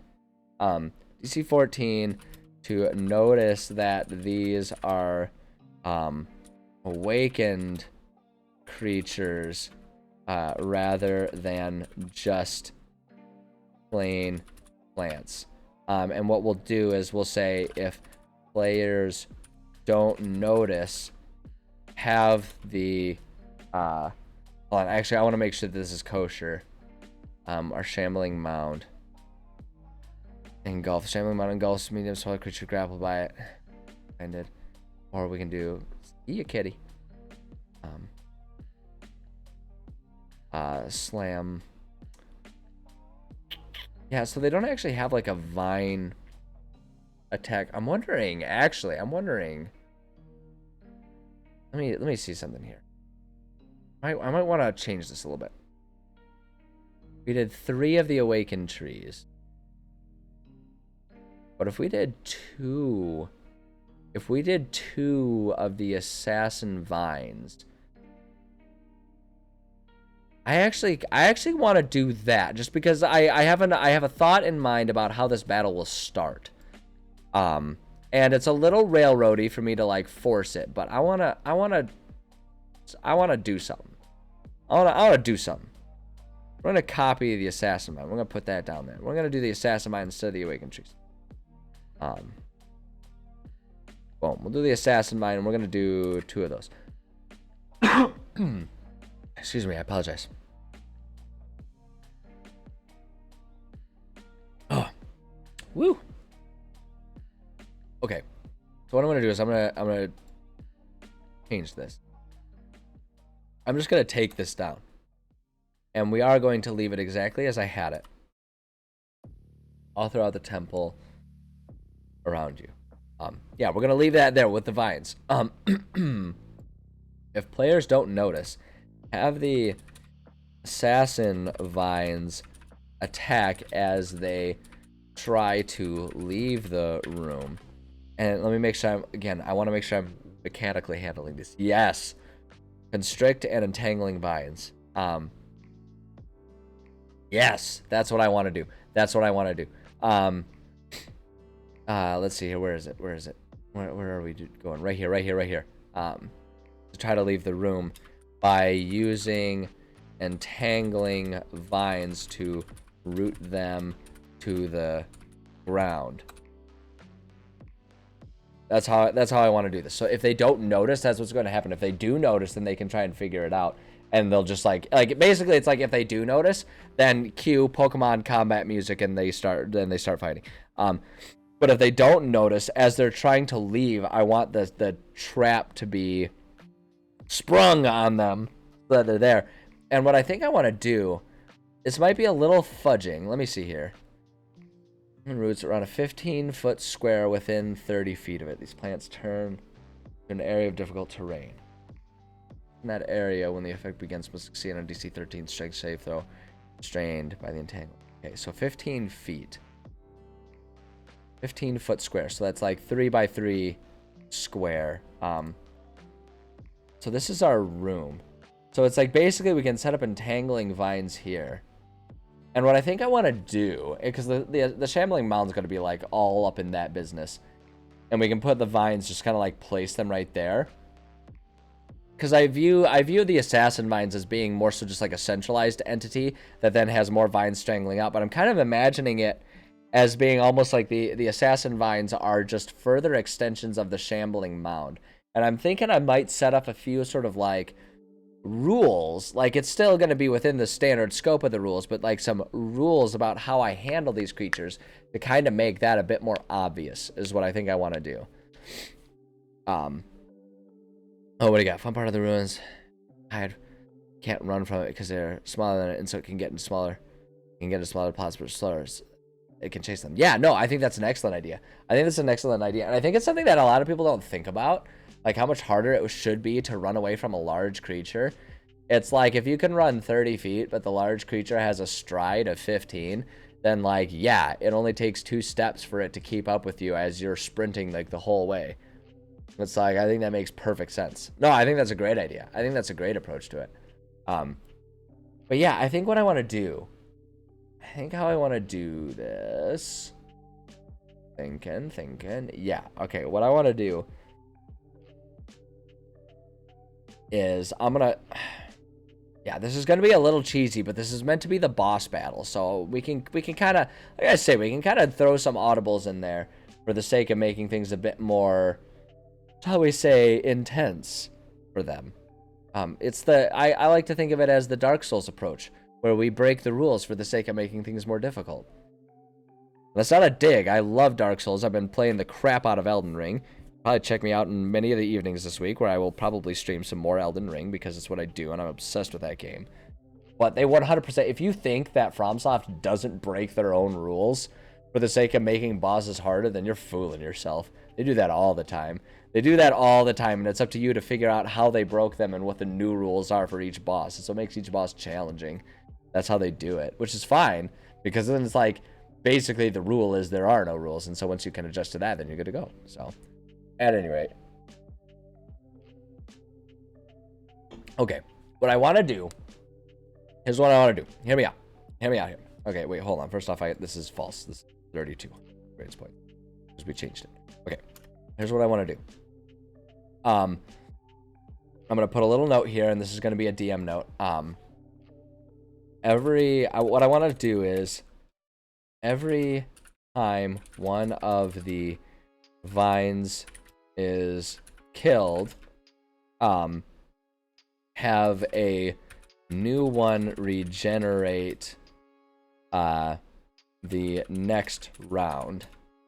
That's the next round, but I'll do in parentheses, but it cannot do anything that first round it regenerates. So there's gonna be basically an endless flow of these things, and the only way to handle it is going to be to actually kill off the boss here, which I think is going to be good, because if we look at our Shambling Mound, this thing has 136 hit points. And I'm tempted to, a lot of times what I'll also do is, because like the hit points are like, it'll give a range that you can do that. Sometimes what I'll do, and this is, again, this is where DM discretion comes in. So it's like, I think it was you who was asking about balancing a combat for players, right? One of the things that is really important to be able to do as a DM is to be able to know ways in which you can bend or fudge the rules for the sake of creating the appropriate level of difficulty in combat. And one of the things that I'll do a lot of times is, I'll look at this and say, okay, so it gives you 136, which is like the average, or like the midpoint damage, right? The average damage of what could possibly be rolled, right? So it's like the lowest possible is 16 plus 48. That makes, what is that, 54 or 64? Yeah, 64. That's the lowest possible, and the highest possible will be 16 times 10 is 160 plus 48. That makes 208, right? So 136 is like the halfway point between that, and that's what it'll give you. A lot of times what I'll do, if I want things to be more difficult, I will just take the highest possible damage, and I will just choose that. I'll just choose that, right? Because you can't prove that I didn't do it. It's clearly balanced so that it could have up to that much hit points. And the point is to make a particularly difficult battle, right? Because we're talking about a boss. Meanwhile, the flip side of it is, if I really liked the concept of a Shambling Mound, and I thought that it would work really well for a combat, but this one's going to be too difficult, then I'll just nerf it and bring it down to that like 64 hit points and be like, yeah, it's pretty easy to kill, but it could really kind of blitz them hard if they're not paying attention. So it's like, that's one of the things that I'll do a lot, to sort of taper and control the difficulty level as needed. So, you know, that's you know, pro tip, enviro tip from your neighborhood, from your neighborhood dime store, Captain Planet here, is cheat when you want to make something specific for your players. Just cheat, but do it in a way that will be satisfying for your players. I don't know, like, that's an oversimplification of it, but it's kind of true, right? Like, we're basically trying to create a game that is a fun that is a fun level of challenge for for our players. And if I need to bend or bust the rules to do that, I am not afraid to do that, because I'm just trying to make a fun game for my friends, man. Trying to make a fun game for my friends. Okay, let's hear it. Hold on. Okay, I see you, Howl. I'll get to you, but first off, I've been in the middle. I was on a roll with my tangent, and I was missing this. Creature blind past 6 feet, so can't see them. They are far away from it. Casting spells will tell it where the character is, so it prevents them from just spamming spells out of the range of its sight. Oh, okay. I like that. I like that balance. I like that method of balancing it. I think that's a good way to do it. You just kind of find one way to like basically you limit the use of one thing by making it so they have to use another thing. I like that. I think that's good. I have an idea, kind of like Google D&D text play. I'll have to do that sometime when I've got a bit of time. If you're not part of the Discord, you should get in with the Discord, and you can share it there too. It's just a lot easier for me to do stuff that way. So that way I can still keep making progress on the stuff that we're doing. Because like, it's one thing to read a comment, it's another thing to like Google something and just sit there and read it for ages and ages. But no, like, share it there, and I'll take a look at it. Sounds interesting. Tax blade is an interesting concept, because I'm assuming that it has something to do with paying taxes, which is funny to me. But yeah. All right, let's see here. These okay, so yeah, so I'm making some rules here. So I'm actually going to do this right now. I'm going to put a little note. We're going to do max health. I want to do that as a DM note. Let's see here. Every time one of the vines is killed, have a new one regenerate the next round, but it cannot do anything. That first round regenerates. The other thing I want to do is when the mound itself is killed, all of the vines are killed as well. Is sort of how I wanna do that. So it's like it's one big creature that just has some other vines, some like extensions of itself that it can use in the battle. Is sort of the idea, because the thing is too is I want the vines to be primarily battlefield manipulation, and to keep things like constantly be trying to entangle the players and make it so that it's difficult terrain, so that they have a harder time just moving freely, moving freely about the cabin, so to speak. Is what I want to do for that. And I think that should make for it's not the most complicated boss battle, but I think it adds a little bit of depth and variety to the rest of what they're going to be seeing this time around. So all right, Owl, let's see what you got. Let's see what you got for me. Long sorrow 10 slots for gold coins. Okay, all right. So tax blade, it does have to do with money. Now you can spend any number of the coins plus one of the attack. Equal to the coins spent with the sword. Coins melt away and are destroyed. That is considered magic. Interesting. That's an interesting idea. I like that basically makes it so that it's literally pay to win. Like, I like that. I kind of like that. I think it's kind of like an interesting play on things. No, it's an interesting idea. I like that it like is more effective for rich people than it is for poor people, unless you can't recharge it, and afterwards it just becomes a regular sword.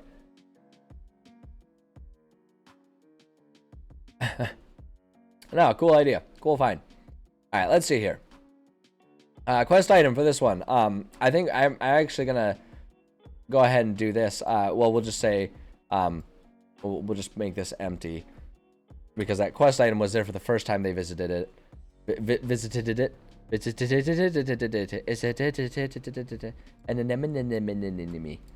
Anyway, sorry. There was a baptismal fountain here, you remember, but now there's not even a puddle left, as it seems the plants have soaked it all up. Boom, bada bing, bada boom. Go pocket change, like, yeah, I'm assuming you're referencing the pocket sand idea. Pocket change. Throw money at him. I always like the idea too of a really rich person using their like being a druid that can use like the 3 magic pebbles, whatever it's named. Where it's like you can make the magic pebbles and you just kind of like whip the pebbles at people as a bonus action. But it's like a rich person does it with like gold coins, like just to like, I don't know, just like literally throwing money at the problem. I always thought that would be kind of amusing.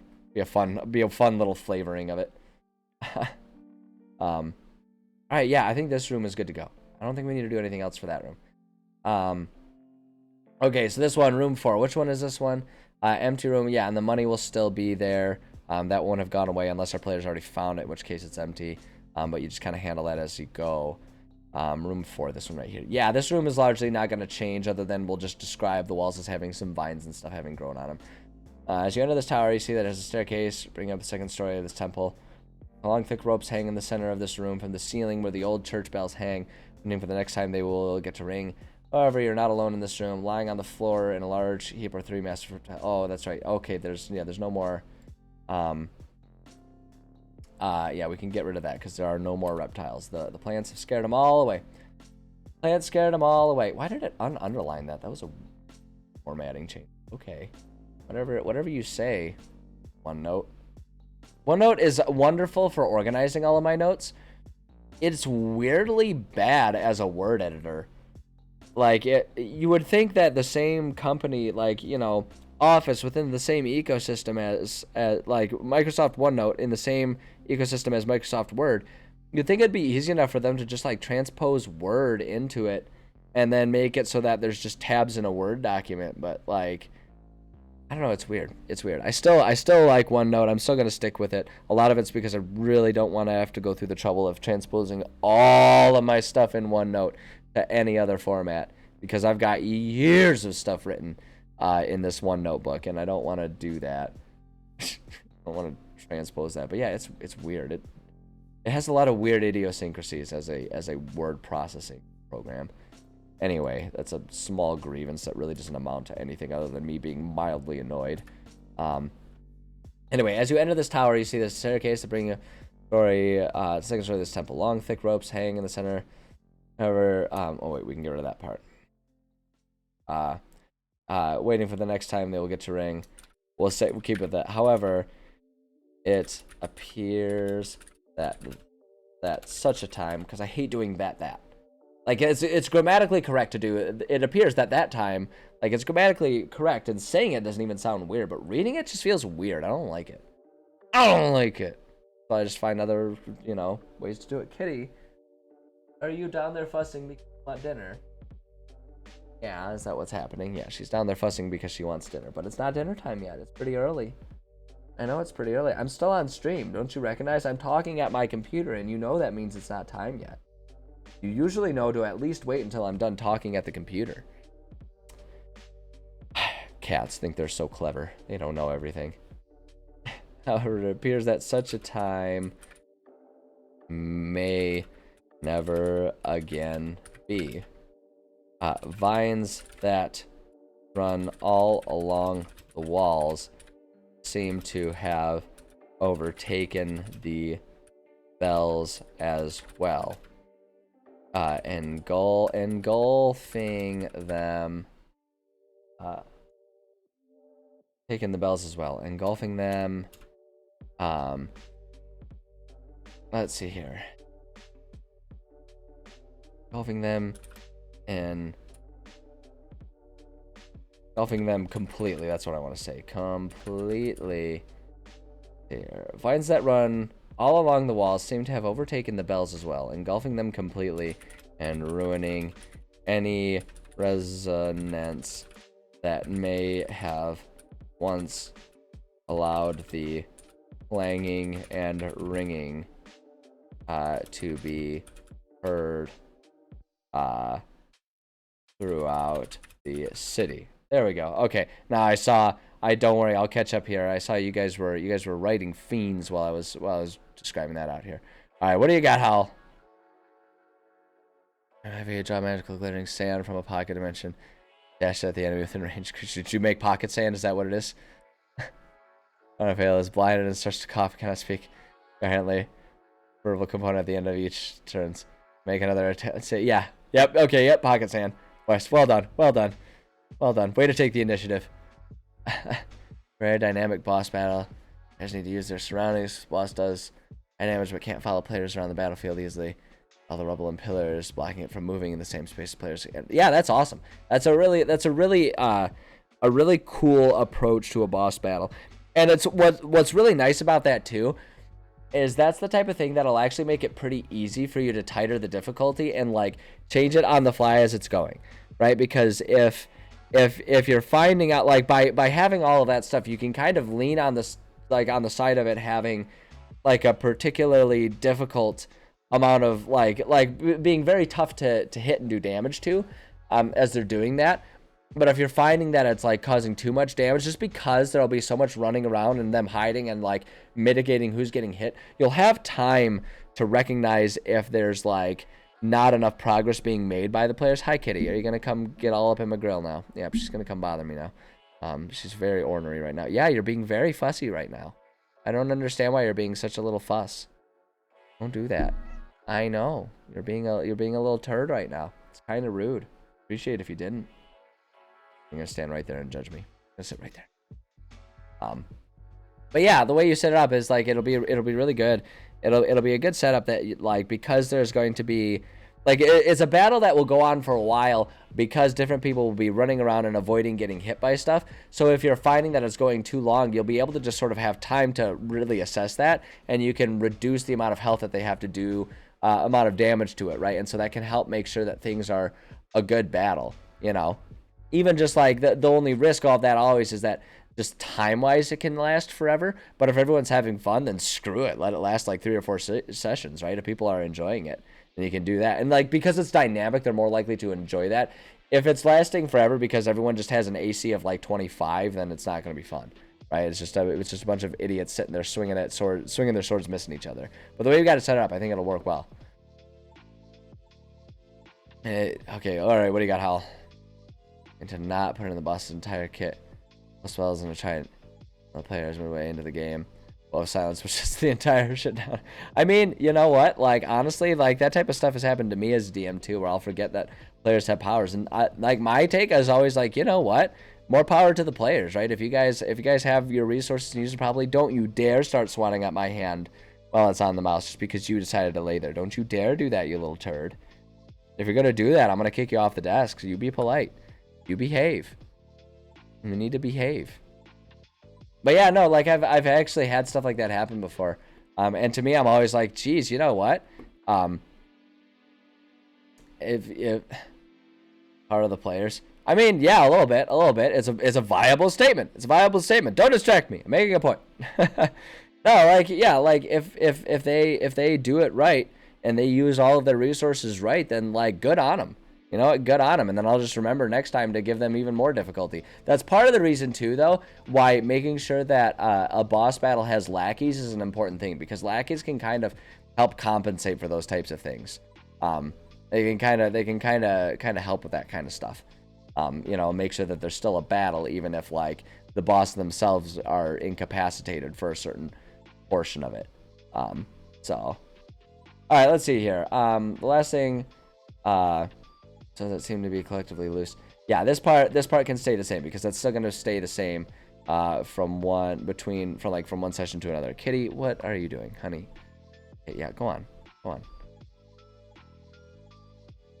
He's playing shifting where him's the party are. Yeah, and you can change up the battlefield. Absolutely, that'd be an interesting idea. No doubt that would be interesting. All right, let's see here. No side room they can hide in. They stay there too long.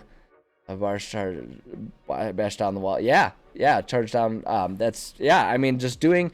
You guys are both tapping into some really good DMing ideas, which is adding variety to the battlefield itself is a really good way. And like that's why they have things like lair actions for bosses too, right? Because changing the battlefield is just as interesting and challenging as having the boss be a real tough guy too. Excuse me, my apologies. But yeah, like that's where the concept of lair actions and stuff comes from, is recognizing that a dynamic battlefield can make for a much more interesting battle than simply having tough guys. Want to forever DM? Well, and you should never have started DMing, because as soon as you demonstrate that you can DM, you are a forever DM, and that is that. There's no getting away from it. Your fate is sealed. It's okay. It happens to the best of us. It happens to me. It happens to everyone. That's how it goes. The best thing you can do is instill enough love for the game in your players that hopefully one day one of them wants to take a turn. It's a great story builder. Well, there you go. Then don't start DMing and you'll never be a forever DM. There you go. That's all you gotta do. All right, let's see here. Just in the room, very dusty looking. Yeah, we can make a couple quick changes to this one. Dusty looking prayer chamber. Based on the number of soft. In order to not disturb. That's right. This was the cry room.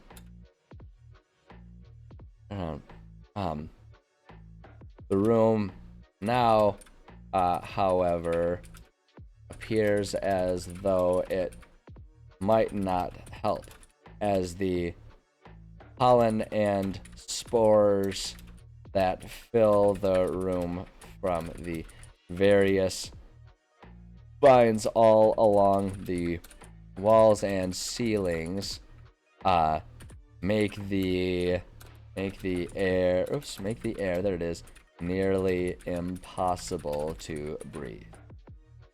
And then we can leave the rune. I'm actually going to leave the rune the same rather than adding any different ones there. I think that's perfect.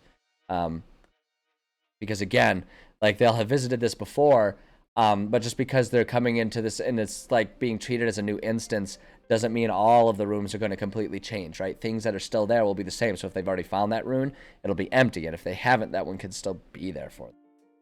So I think that one's good. Okay. We still have a lot more work to do on this section, but I'm looking at the time, and I think this is going to be an okay time to go ahead and call it a session here today. I can definitely feel a scritchiness in my throat starting to get to me. I've been sitting here talking for like 4 hours, man. So I think this is going to be a good time to call it a session here. Let me bring us over to just chatting, and I'll say goodbye proper to everybody here. Thank you so much to everyone who stopped by. You guys had a lot of good ideas you were sharing in chat today. I love seeing it. Love seeing people getting invested in their stuff, sharing ideas. I think that's great stuff. I really appreciate that. Which is a good segue leading into, if you want to keep the discussion going, I do have a Discord server. Feel free to get yourself connected in there. Like, I love hearing your ideas, and it's fun to see them in chat, but like, it's even more fun to discuss them when I'm not on stream, because then I can like actually have proper time to like read and really kind of get into the nitty gritty of all you guys' awesome ideas. I feel bad. I feel like I don't really give them very good time. So yeah, if you have cool ideas and you want to share them, I'd encourage you to get connected up with my Discord server. That's also a good place where I'll put a lot of announcements about what's going on with streams and all that kind of stuff. Same for my Twitter, Enviro Streams. I put a lot of announcements about upcoming streams there. So, you know, those are both really good ways to stay connected. My upcoming streams this week, it's the beginning of the week. My usual scheduling time, as long as like my day job doesn't get in the way, I like to try and get on Monday, Tuesday, Thursday, Friday, 11:30 a.m. Eastern Time Zone. We try to get on Mondays and Thursdays. We try to do a little bit of writing. Tuesdays and Fridays are when I try to do some gaming. So if any of that stuff, any time you guys want to stop by, you're always welcome, obviously. I also, when I have time, try to get on and stream a little bit in the evenings as well. So if you want to come by, usually I'm playing games in the evenings too, just unwinding after whatever else was going on throughout the day. So any of that stuff sounds interesting to you, please feel free to stop by. I also, a lot of times, will mention other things I've got going on in my life. And if you want to stay connected with all that kind of stuff, you can follow my Instagram, EnviroBoy Streams. You know, I share clips of me doing kickboxing, rock climbing, my cat that I was, obsessing about for a little bit there. Lots of pictures of her making up there. So any of those ways you guys want to stay connected, they're there for you. Whatever does it for you. The other final link to mention there is I do have my YouTube channel, EnviroBoy on YouTube. If you ever want to see other things that I've written, if you want to see other games that I've streamed and stuff like that, I put all my VODs up on YouTube. I do my best to keep them organized, but sometimes I forget to put them in their proper playlists and stuff like that. But all of the VODs do make it up there. So yeah, feel free to go check those out anytime you want to. And I think that's what I got. Great stuff today. Like I say, a lot of really cool ideas. I love hearing your guys' ideas. Very, very creative people out there. Very creative people. I love it. Love hearing from you guys. And I just am always flattered that you guys come and hang out and spend time on my streams. It means a lot to me. I appreciate you guys being here. I'm glad we can all have a good time here. So with all of that said, you guys take care of yourselves. Enjoy the rest of your Monday. I will see you throughout this week as time permits. And yeah, that's it. Take care of yourselves. Take care of yourselves. Have a good one. And I'll catch you cats on the flip side. Hell yeah.